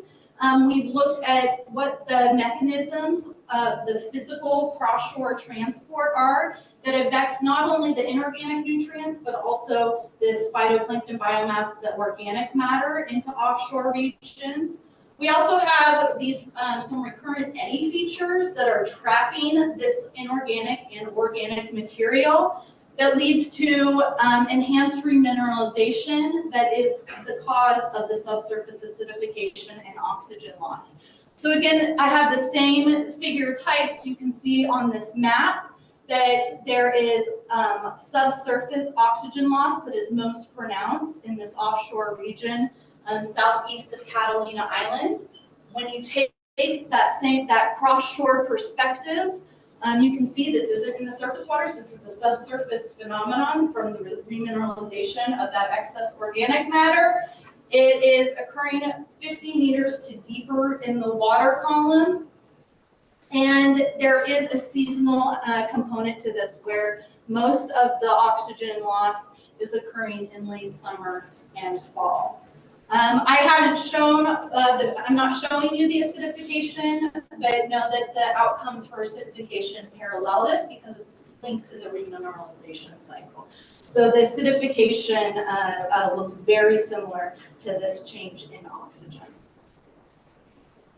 So how do these changes translate to biological effects? Last week on the webinar, I shared with you our biological translation toolkit. So I'm going to give you a recap of what that translation toolkit is, and then share with you the findings from our change assessment looking at these 2 scenarios, anthropogenic versus this control run, and go through a couple sensitivity tests of our thresholds to see how sensitive the outcome is to some of our threshold selection.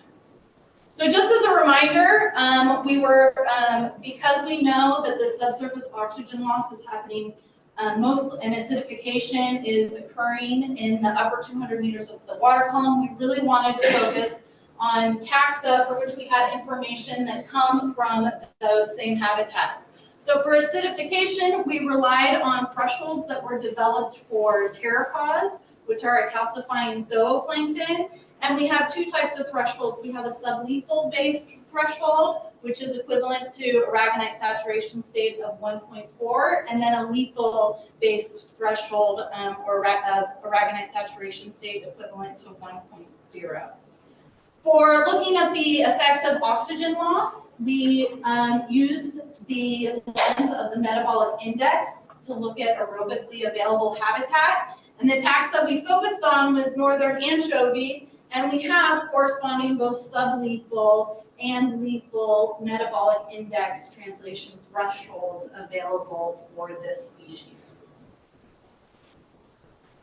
So when we apply these thresholds to the model, we get an area of habitat thickness, either a volume or a thickness of the water column that is above these relative thresholds.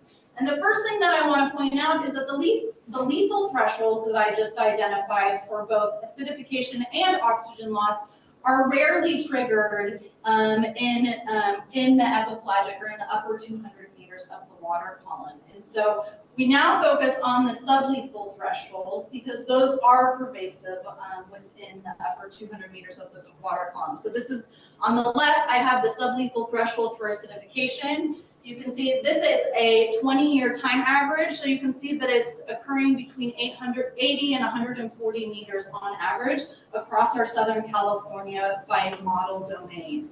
And for the metabolic index for northern anchovy, very similar. It's happening a little shallower there, between 50 and 100 meters water depth for this sublethal-based translation threshold. So when we do the change assessment between our anthropogenic run and our control-based run, the model is predicting habitat compression of these sublethal thresholds. As a reminder, it's not predicting habitat compression of these lethal thresholds because they're occurring well beyond, below the habitat for which these pteropods in northern anchovy primarily inhabit. There is a region of recurrent habitat compression for these sublethal thresholds that is occurring southeast of Catalina Island and is thousands of kilometers in size.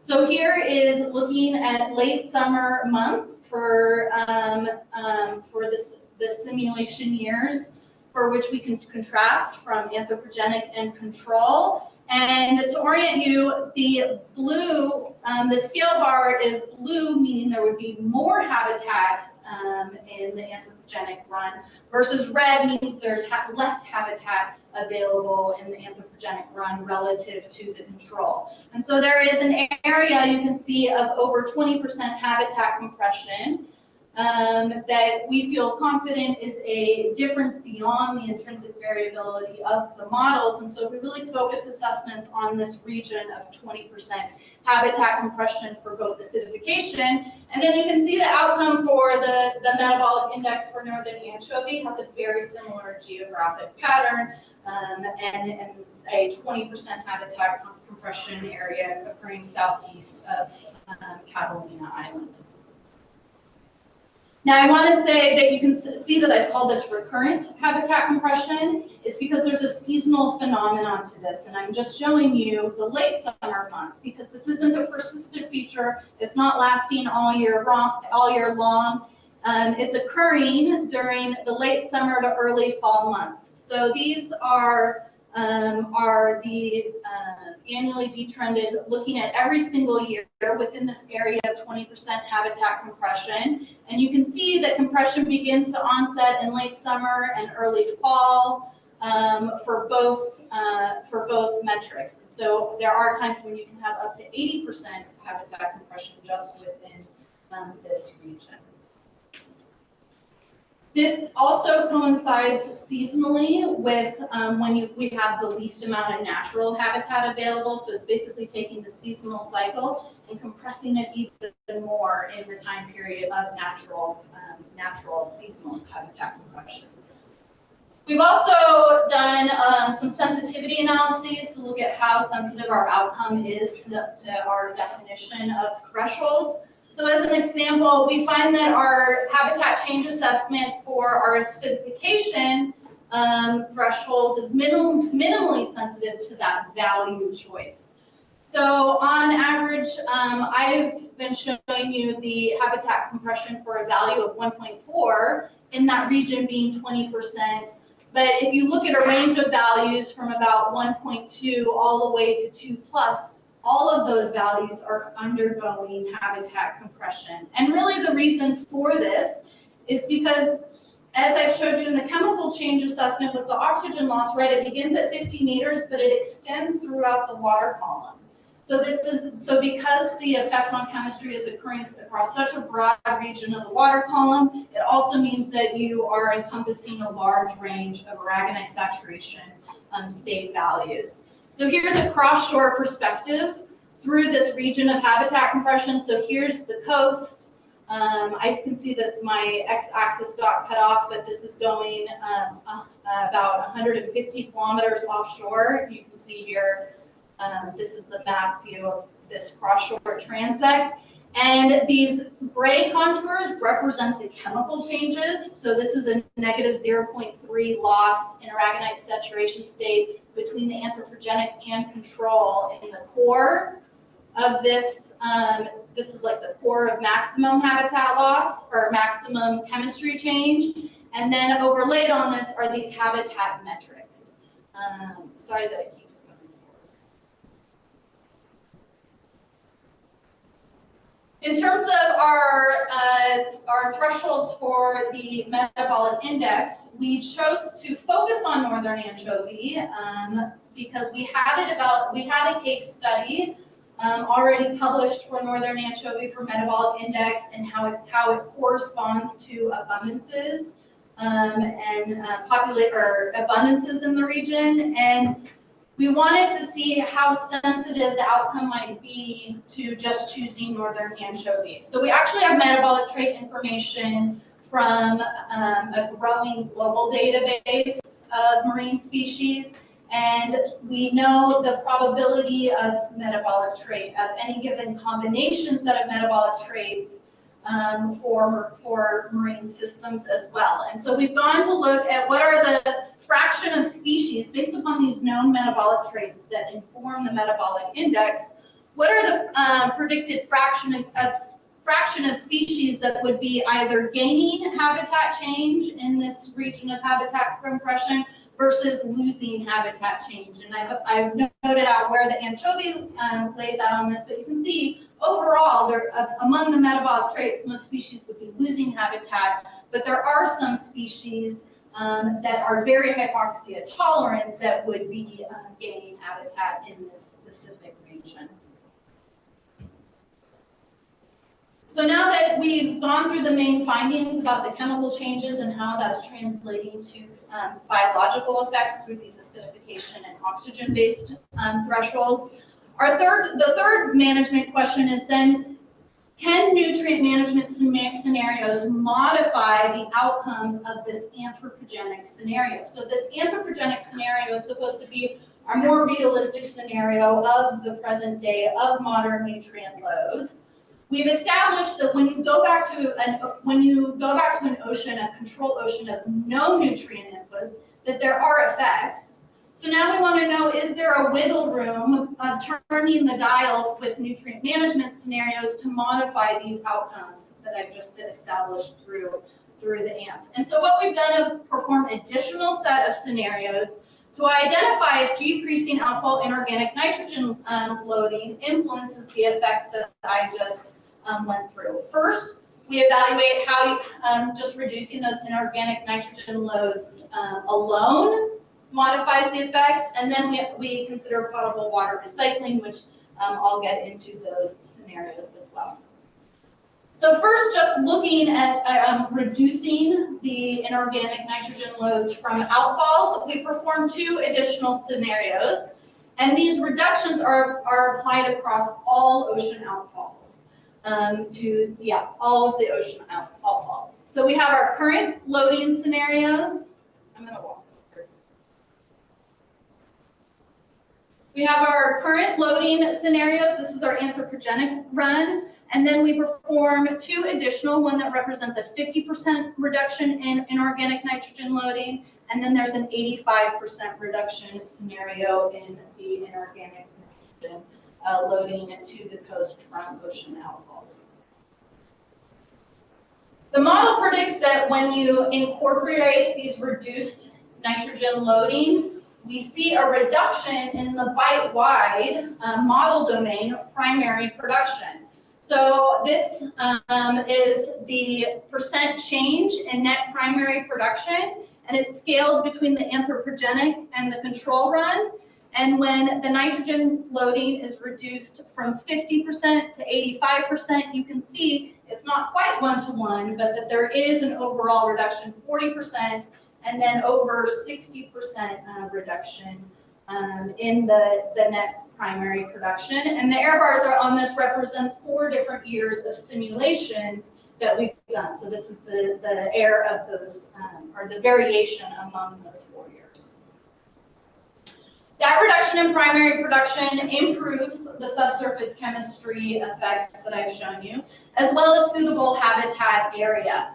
And I'm not showing here those changes in chemistry, rather I'm just going to show you how that translates to habitat area for, this is specifically for the change in aerobic habitat for northern anchovies. So this is through the lens of metabolic index, but similar for acidification. So these are relative to the anthropogenic run. So where you see blue areas represents an increase in habitat relative to our anthropogenic run. And so what you're seeing is that there's these core blue areas where we're calling, I need to stop, I'm running. You see these core blue areas where you see what we're calling habitat recovery relative to the anthropogenic run. So these were the areas where we saw the most habitat compression, and now we're seeing habitat recovery. And that we have both, I'm showing both the 50% nitrogen reduction on the top versus 85% nitrogen reduction on the bottom. Now, there are a couple caveats to running these nutrient management scenarios. One of them was I said sort of one size fits all, that we applied nutrient reductions equally across all outfalls. And so that there's also ongoing conversation about how do we improve and move forward on these nutrient management scenarios to be more considerate of what the outfall conditions will look like in the future. And so one of the first steps in that was recognizing that there's already investments planned to recycle water as well. This is to, California is a drought-prone region, and so there's lots of discussion about how to secure our freshwater sources. And one way to do that is to divert what would go through our outfalls and recycle some of that water rather than having as much volume go into the ocean. And so we've, on top of running these nitrogen reduction scenarios, we have also performed 4 additional simulations where we incorporate the change in outfall volume, so a reduction in the outfall volume so that it can be recycled for potable reuse. We've done a 50% change in volume scenario, as well as a 90% change in volume scenario. What happens when you reduce the volume, but you're keeping the loading the same, is that your concentration in what is discharged goes up. So you're getting a really high concentration of inorganic nitrogen and a much smaller volume in order to maintain the loads. And so now you can imagine how that could then translate to the biogeochemistry by having different concentrations among these scenarios. And so that's how we think that why there could be differences in the outcome when you incorporate water recycling. Overall, what we see is that the reduction in high phytoplankton production that I shared with you when you incorporate 50% and 50% and 85% nitrogen reduction is that is maintained when you incorporate water recycling across scenarios. So this is showing you the amount of area in the bite that is no longer exhibiting extreme values of primary production. These are areas of reduction. Below zero, these are areas of reduction in net primary production versus areas that show increased net primary production. And really the story is that overall, this maintained increase or this maintained benefit to decreasing phytoplankton production rates relative to the anthropogenic scenario is maintained. This also translates to continued benefits to the subsurface chemistry and the habitat recovery. So here I'm showing an additional, just one of the scenarios, but in the lower left is the 85% nitrogen reduction when you also add on the recycling scenario and how there's ongoing benefit to the habitat because less inorganic nitrogen and organic matter is being transported offshore and leading to what we were seeing as the biogeochemical effects in the offshore regions. So that was an overview of the main findings that we've had to date related to those 3 management questions. But we also have some ongoing work about related to some management questions that we don't have publications yet available, but it is work that we are actively doing. This includes, and Martha alluded to this includes an attribution of the effects of different sources to the effects that we're seeing in the Southern California bite through the lens of ROMS BEC. So it's looking at what is the relative contribution of point source versus non-point source and natural sources of nutrients. And then also what is the contribution of Mexican versus US point sources, particularly relevant to the southern region of our domain in the San Diego region. The second management question that has come to interest is to place this nutrient reduction in the context of natural variability and rising atmospheric carbon dioxide questions. And so I talked a lot about acidification thresholds, and we also know that climate change is causing ocean acidification in our oceans. So we have a global stressor as well as these local stressors. And so the question is, what's the relative contribution of these local to global stressors? How much habitat loss have we had since the pre-industrial era? And what do we anticipate to see by the end of the century under different climate emission scenarios? And how do those compare with just the findings I showed you of these anthropogenic simulations? So this is the work that we have that's ongoing at the moment.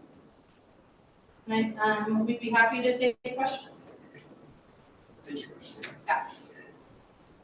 Great, thank you. Yeah, thank you, Christina. Again, open up to the panel of this. Any questions? Sure. Oh, yeah. It was a fascinating journal, thanks. And very basic question. So your control run, you switch off all the terrestrial discharge, not just the ocean outfalls. But like before city of Los Angeles was built and all the farms around and everything, there was still like nutrient kind of load from the terrestrial discharges, right? How much? Just for my awareness, I'm not a biologist, okay? So Yeah. how much was it? Like 5% of what we have now, or 20%, or 1%? Like, is control run with zero really a proxy for like anthropogenic versus not? Yeah. Yeah. So the answer is relative to what we have going in right now, it's about 1%. And I would just put a fine point on that is that we're estimating that based on the available land that is not behind dams, because we've also drastically changed the water budget, right? And so, our rough estimation is it's about 1%, and that's not a bad number, but we're not accounting for dramatic changes in flow. We've imported all sorts of crazy amounts of water into the system.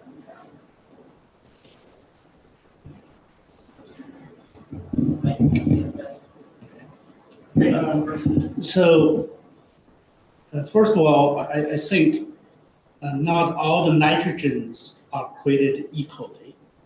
The upwelling system bring primarily the nitrate, not ammonia.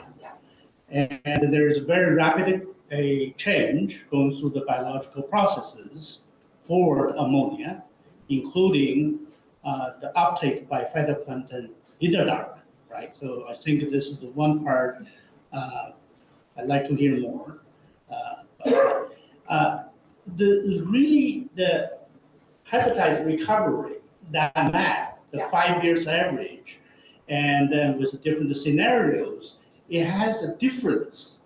And in your bite, some places get recovered, some places really get further lost. And there's red versus blue. Yeah. How that come up, that pattern, is the physics, is the biology? I try to understand that because the ocean moves very rapidly, on the daily, seasonal, and then you average them over the 5 years, give you that red versus blue. I would just like to know more. Is the physics, the biology, or is that a pattern? If you ever over the say 20 years, is that a cohesive? Yeah, so there is, so in the anthropogenic run relative to control, there is this region of deep habitat compression, but then there are also regions, light regions of habitat compression and light regions of habitat gain. And there is this very offshore region of habitat gain that we think is linked to ongoing sort of the full, it's biology, it's the biogeochemical elemental cycling continuing on into that offshore region and continue. So when you then add on the nutrient management scenarios that are anthropogenic, the nutrient management scenarios relative to anthropogenic, what you then see is that those areas turn a little bit red. And so that's why, so we've focused our assessment in terms of habitat change. Last time I talked about what is our area of confidence in terms of what's the amount of habitat change that we think is interpretable, and it's 10%. And then we really focus assessment in this 20% region. And I can tell you that there are no regions that experience this 20% habitat gain.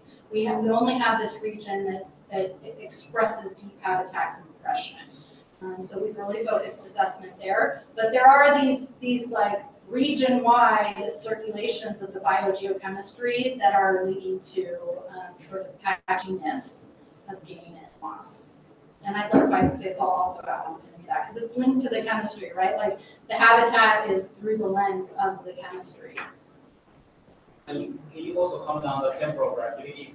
Our second part of Faith's question is about longer term, right? So you have 5 years. So, what about annual variability over longer and thanks term? for bringing that up, because what I wanted to correct is that that's not a long 5-year average. These are recurrent features in the late summer and fall. And so those habitat maps I'm showing you are only for that time period. It's only looking at habitat compression on that seasonal cycle of compression. So it's not a long-term average of the 5-year mean. It's looking at all 5 years, but only during that seasonal time period.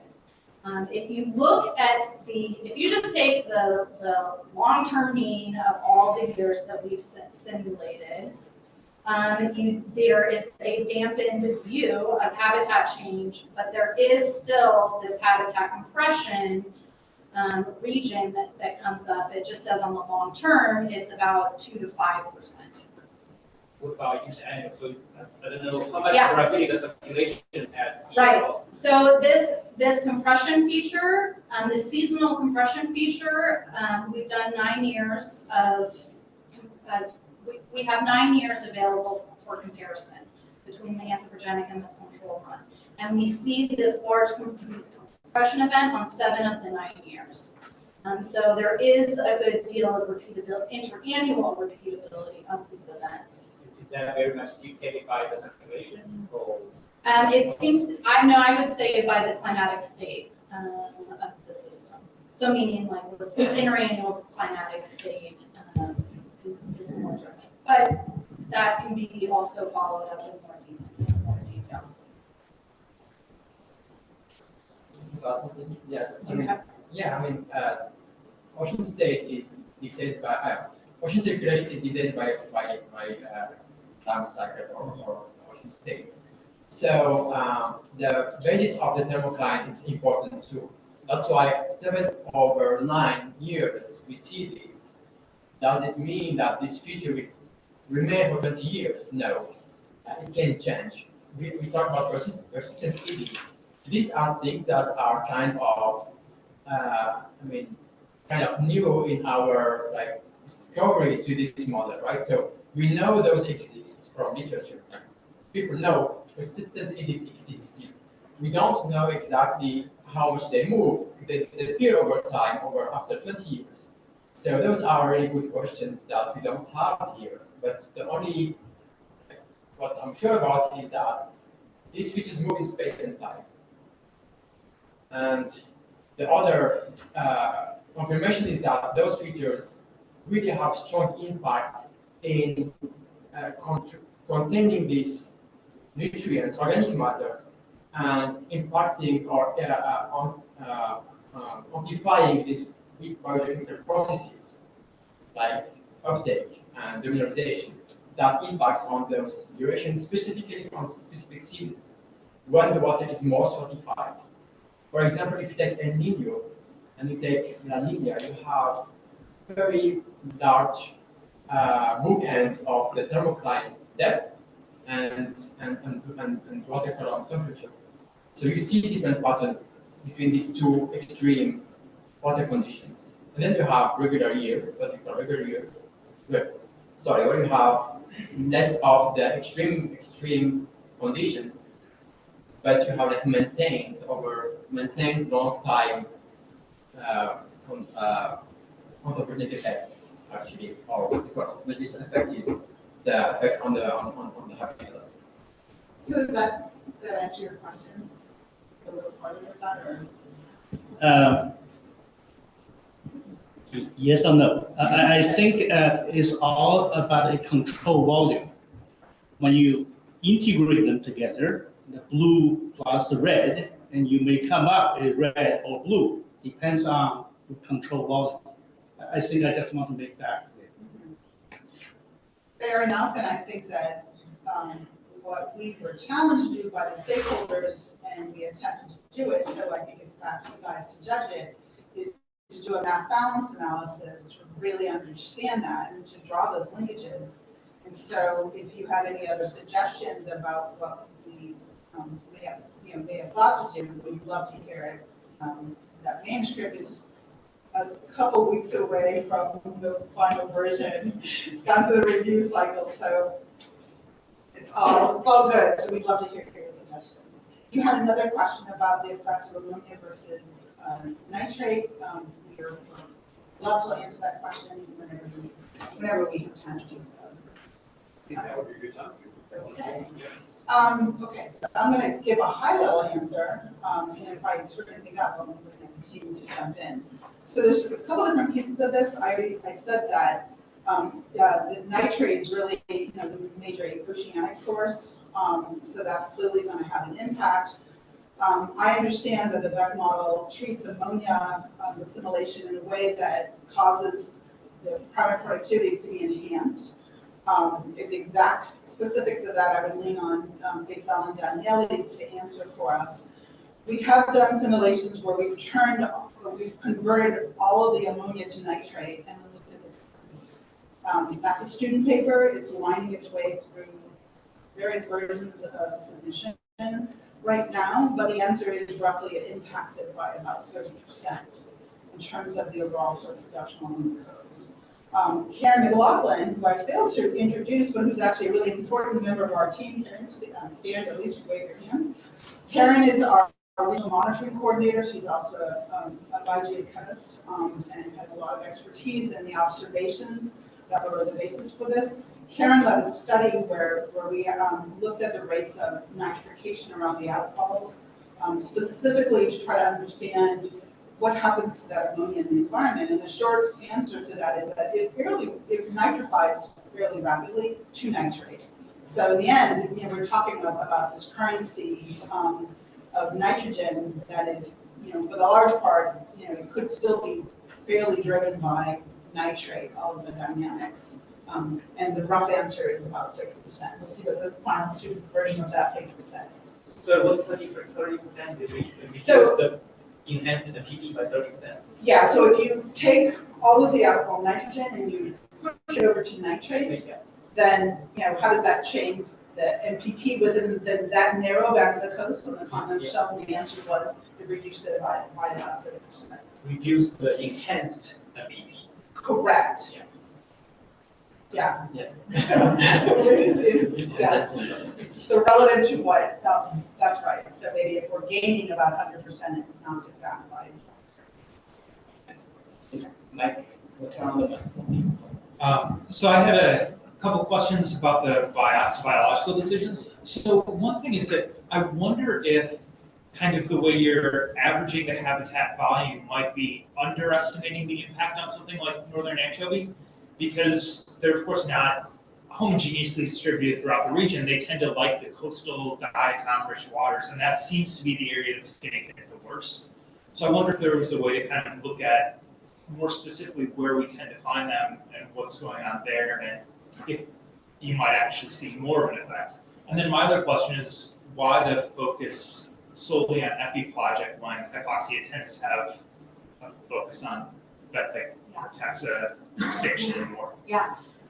So first to answer this question of like temporal and spatial averaging. Most certainly, if you look at daily based outputs, you see larger effects. But what we made a decision to at least do a 2-week running mean to incorporate sort of duration of effects for these. And so for the metabolic index and acidification, we felt like that was the appropriate duration to incorporate. And in terms of this is the in terms of the spatial assessment, we sort of let the model output tell us where the compression was most observed.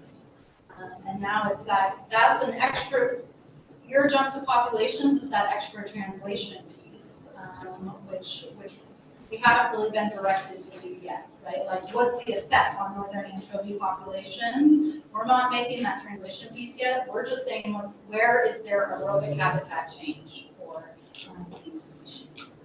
Yes, we did focus on the upper 200 meters because we knew that's where the subsurface effects were, or in the upper 200 meters of the water column mostly, and I showed that with some of Faisal's cross-shore perspectives. But most certainly, these things intersect the seafloor at 50 to 200 meters seafloor depth, and so a benthic change assessment would be extremely interesting. We just chose to do the epipelagic first, but the benthic is something that can be done in looking to effects on seafloor ecosystems. We just haven't been able to do it yet. Okay. Yeah. On the trade-off then, just to add a minor point, it's Yeah. a very nice job answering those questions. It's just that, we can do those seafloor assessments, the thresholds will drop because they're more hypoxic or acidification tolerant. And so I think that the answer I want to add is we did screening level assessments of benthos and decided to not focus on it because that's not where it appeared where the action was. Okay. Yeah, just to follow up on this question of how you would translate all of this into population effects, because my mind hits there in about 6 different ways in parallel. There's a lot of questions there. Maybe the meta question is there a reason other than the fact that you can't do everything at once that isn't in the list of management questions? I guess what I'm asking is that something that we can try to do as a panel, is point out that actually beyond the scope of this, massive piece of work. If you really want to know ultimately the effects on biology, there's a whole nother level of translation that has to be species specific and population scale and so on. Yeah, I think that's, I think you could get different answers to this depending on whether or not it's Christina, Mark, that they saw the scientist versus, the support we're providing for sort of management translation. And so I'm going to give you the management translation response, which is ultimately, as this project moves from a research program to having management implications, there start to become policy decisions about how to use this science. And I think that the first response is probably, well, the water board would probably dictate whether or not it felt that had to be done to go to population level effects, when the bulk of the way that they look at water quality impacts is through a simple set of thresholds. So there's lots that could be in a package there, but I think that's the simple answer to say, it really falls down, it gets pushed to sort of the water board's direction or Cal EPA's direction about how far they want us to go. So we would love to do that work, recommend away, it's super fun. Yeah. And there's lots of neat questions to unpack there, but I think that it would be great to ping on Karen Mogus, who I saw on the phone, to make some further comments, where they interact more with water board staff. Margie, do we have some questions here? Nope, no other questions for me, thanks. Can I ask another question? So, in your plots, you don't show the shelf at all, right? You just kind of cut it at 200 meters. And in discussions with Mike, you mentioned they're not looking at bending processes. Like, why you guys? I would kind of here, I would assume like, oh, this is a coastal model. I would think like shelf is where people would be most interested to see the inputs because of water quality. To me, water quality means like whether we close the beach tomorrow or not, right? Or kind of at least like develop scenarios and fishing for many people, even for commercial fishing means like rock fish and probably they still catch it here, right? But you're not really focusing. Is it because of like why? Why not shelf? Yeah, no, I presented these high-level findings for some of this offshore stuff, but particularly the first assessment for this 1997 to 2000 period, it does really focus on the shelf. And so we have done the more nearshore areas. And I think in this later time period, we became very interested in this cross-shore transport of both the inorganic nitrogen and organic matter, leading to region-wide, like region-scale differences, and happening on much larger areas than something more coastal. But we have done the coastal assessments too, and I did not present those in these, but we could put some of that together as well. Yeah, maybe related to that. Especially, yeah. Yeah. So sorry, go ahead. Especially from the primary production lens. I mean, you couldn't even see it because we're looking region-wide, but this band of primary production increase is extremely coastal. So the other thing I would say is that, we're really just throwing the science at you that's really relevant to the nutrient management question. The model is being plumbed in all sorts of ways in sort of basic science questions about, what are changing regimes of acidification? How does that affect, pelagic and benthic habitats? And I think that the team is excited about the long-term prospect of model application, particularly from the lens of climate change. So that work is all in the background. We just haven't talked about it. There are some publications, and we're happy to send them your way just to illustrate some examples.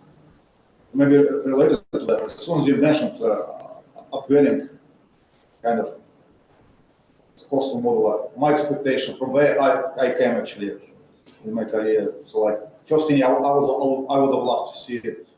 Okay, show me the mid bottom temperature and how it will, how a model does against the high resolution time series data. And somehow it feels like maybe it's, I don't know, Jim McWilliams' school, I think last time he mentioned that in terms of like model assessment, they look more at terminology than really kind of die-hard model data comparisons with correlations and everything. But there's like, okay, there's South California Ocean Observation System, right? Yeah, that's paid by Norway. And yes, let me ask you about that. So they have like, I think the last 10, 15 years, you can collect probably like continuous high resolution time series of near bottom oxygen, right? I wouldn't be surprised if that's true, right? So of Oregon, they have had them. Of Washington, they have had them from those regional associations. And I think if you really want to impress your stakeholders with how well the model works, probably that's one of the first things you would like to show. And somehow you guys show a great large body of great work, and none of that includes those kinds of flaws. Like even like there are shelf ADCP current meters, and like they're like 10-year series. Like basically half of your time series can be actually judged against that, and then that's where you see if you do El Niño correctly, if your boundary conditions work correctly. So I don't know. I think maybe it's not like the very fine job to do that, but I think that will be very convincing for stakeholders and users if you guys really compare to the high resolution time series data, physics and biology. This has been a lot of information for us to put together and share, and it's just like the order of how things are being shown. But Faisal has a presentation tomorrow that is model data comparison for this 300-meter model. So hopefully you can evaluate that tomorrow, and we'll address that. So, and again, just to make sure that the panel is prepped for that conversation, that's the Kazuri et al. 2021 James article that has the published validation exercise from the 1997 to 2000. And so then we're also doing an update. So Faisal's talk tomorrow is going to be essentially just a quick recap of the approach, and then how are we expanding on that. And I'm really glad that you put in the effort to do a time series for the temperature. Yeah, I think I look at that. So again, pick that up tomorrow to sort of see what would you recommend, because, and I'll say something very quickly, and it's not meant to be defensive at all.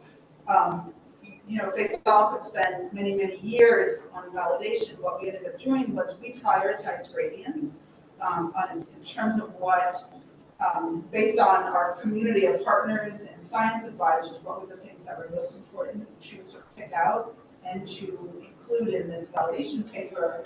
That doesn't mean that we can't do more. We'd love to hear what you think you guys would be valuable. So that input's great. Great, thank you. Looking forward to the talks tomorrow. I think maybe we should give it back to Kevin. Maybe give the opportunities to other people. Yeah, thank you. I appreciate that. So yeah, we're about 10:15 or 10:60, so we're going to take off a little bit. But if you want to reach out to the group assemble, I'll let you know a couple things. First, before you leave, whatever we do, we break up here to students, make sure you sign up on the sign-in sheet back there, make sure that we have a record of you being here. Second, it looks like for this second technical presentation that we had folks online submit another 4 questions, and they're very good. Okay. And so I would suggest that we don't deal with those now, that we put those in the parking lot to deal with tomorrow. But before we go, and so having done that, I think we reserve just a little bit of time. There's a key question from the audience. We didn't give you a chance last time. I got Jared had to stick his nose out, and I apologize for that. So is there a key question maybe from the audience that we can hit before we go to a break and then shut down the teleconference? Any questions from the audience? Please go ahead.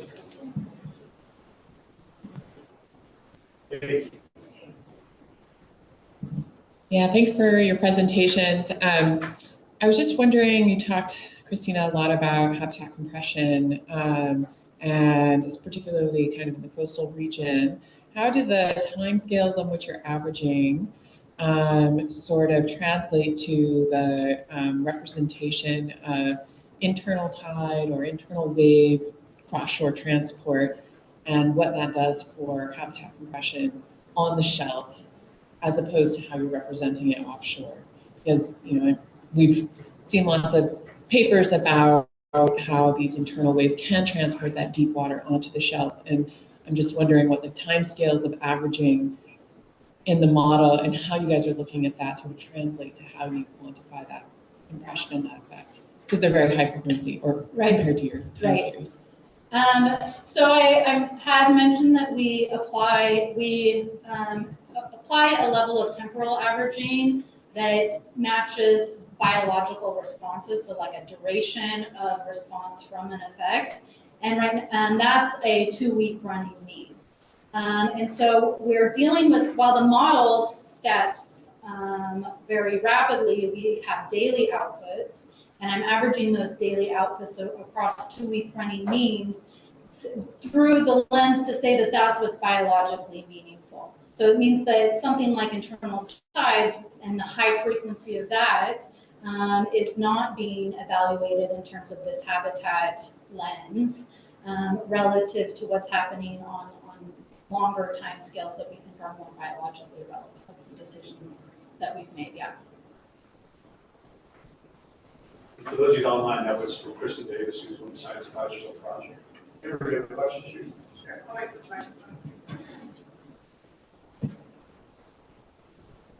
Hi, good morning, everyone, and thanks again to the panelists for coming out. This will just kind of be centered around the management question, this is coming from a management perspective. Again, I'm the Director of Environmental Compliance for the South Orange County Wastewater Authority, and I'd really like to kind of encourage the technical advisors to really focus on the distinguishing between the upwelling portion, potentially, because there seems to be a lot of seasonality that we keep seeing as a pattern. And so really trying to elucidate the difference between the upwell nutrients and saying that, this particle of ammonia or this particle of nitrate is specifically contributing from anthropogenic versus upwelling from some of the seasonal effects along the California current is really important for us. So as we get a little bit more further into these technical details, the consistent pattern I see is seasonality of these events. And so really trying to understand that how you're differentiating those in very technical detail, because we really haven't seen it to date. So thank you for the ability to comment, and look forward to connecting with you all a little bit more today.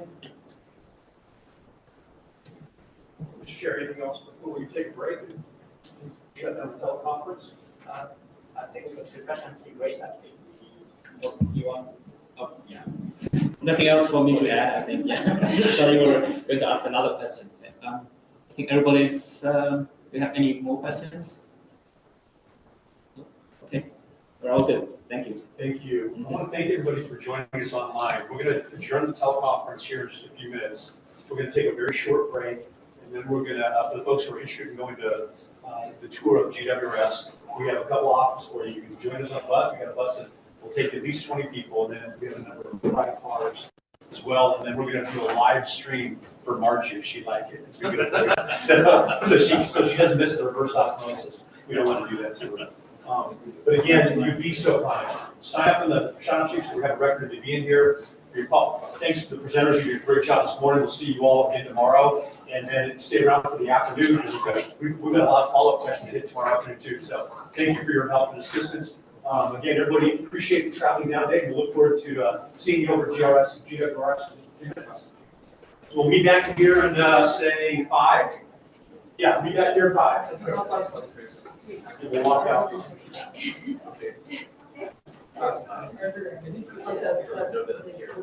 Yeah, we just need it on track. Yes. I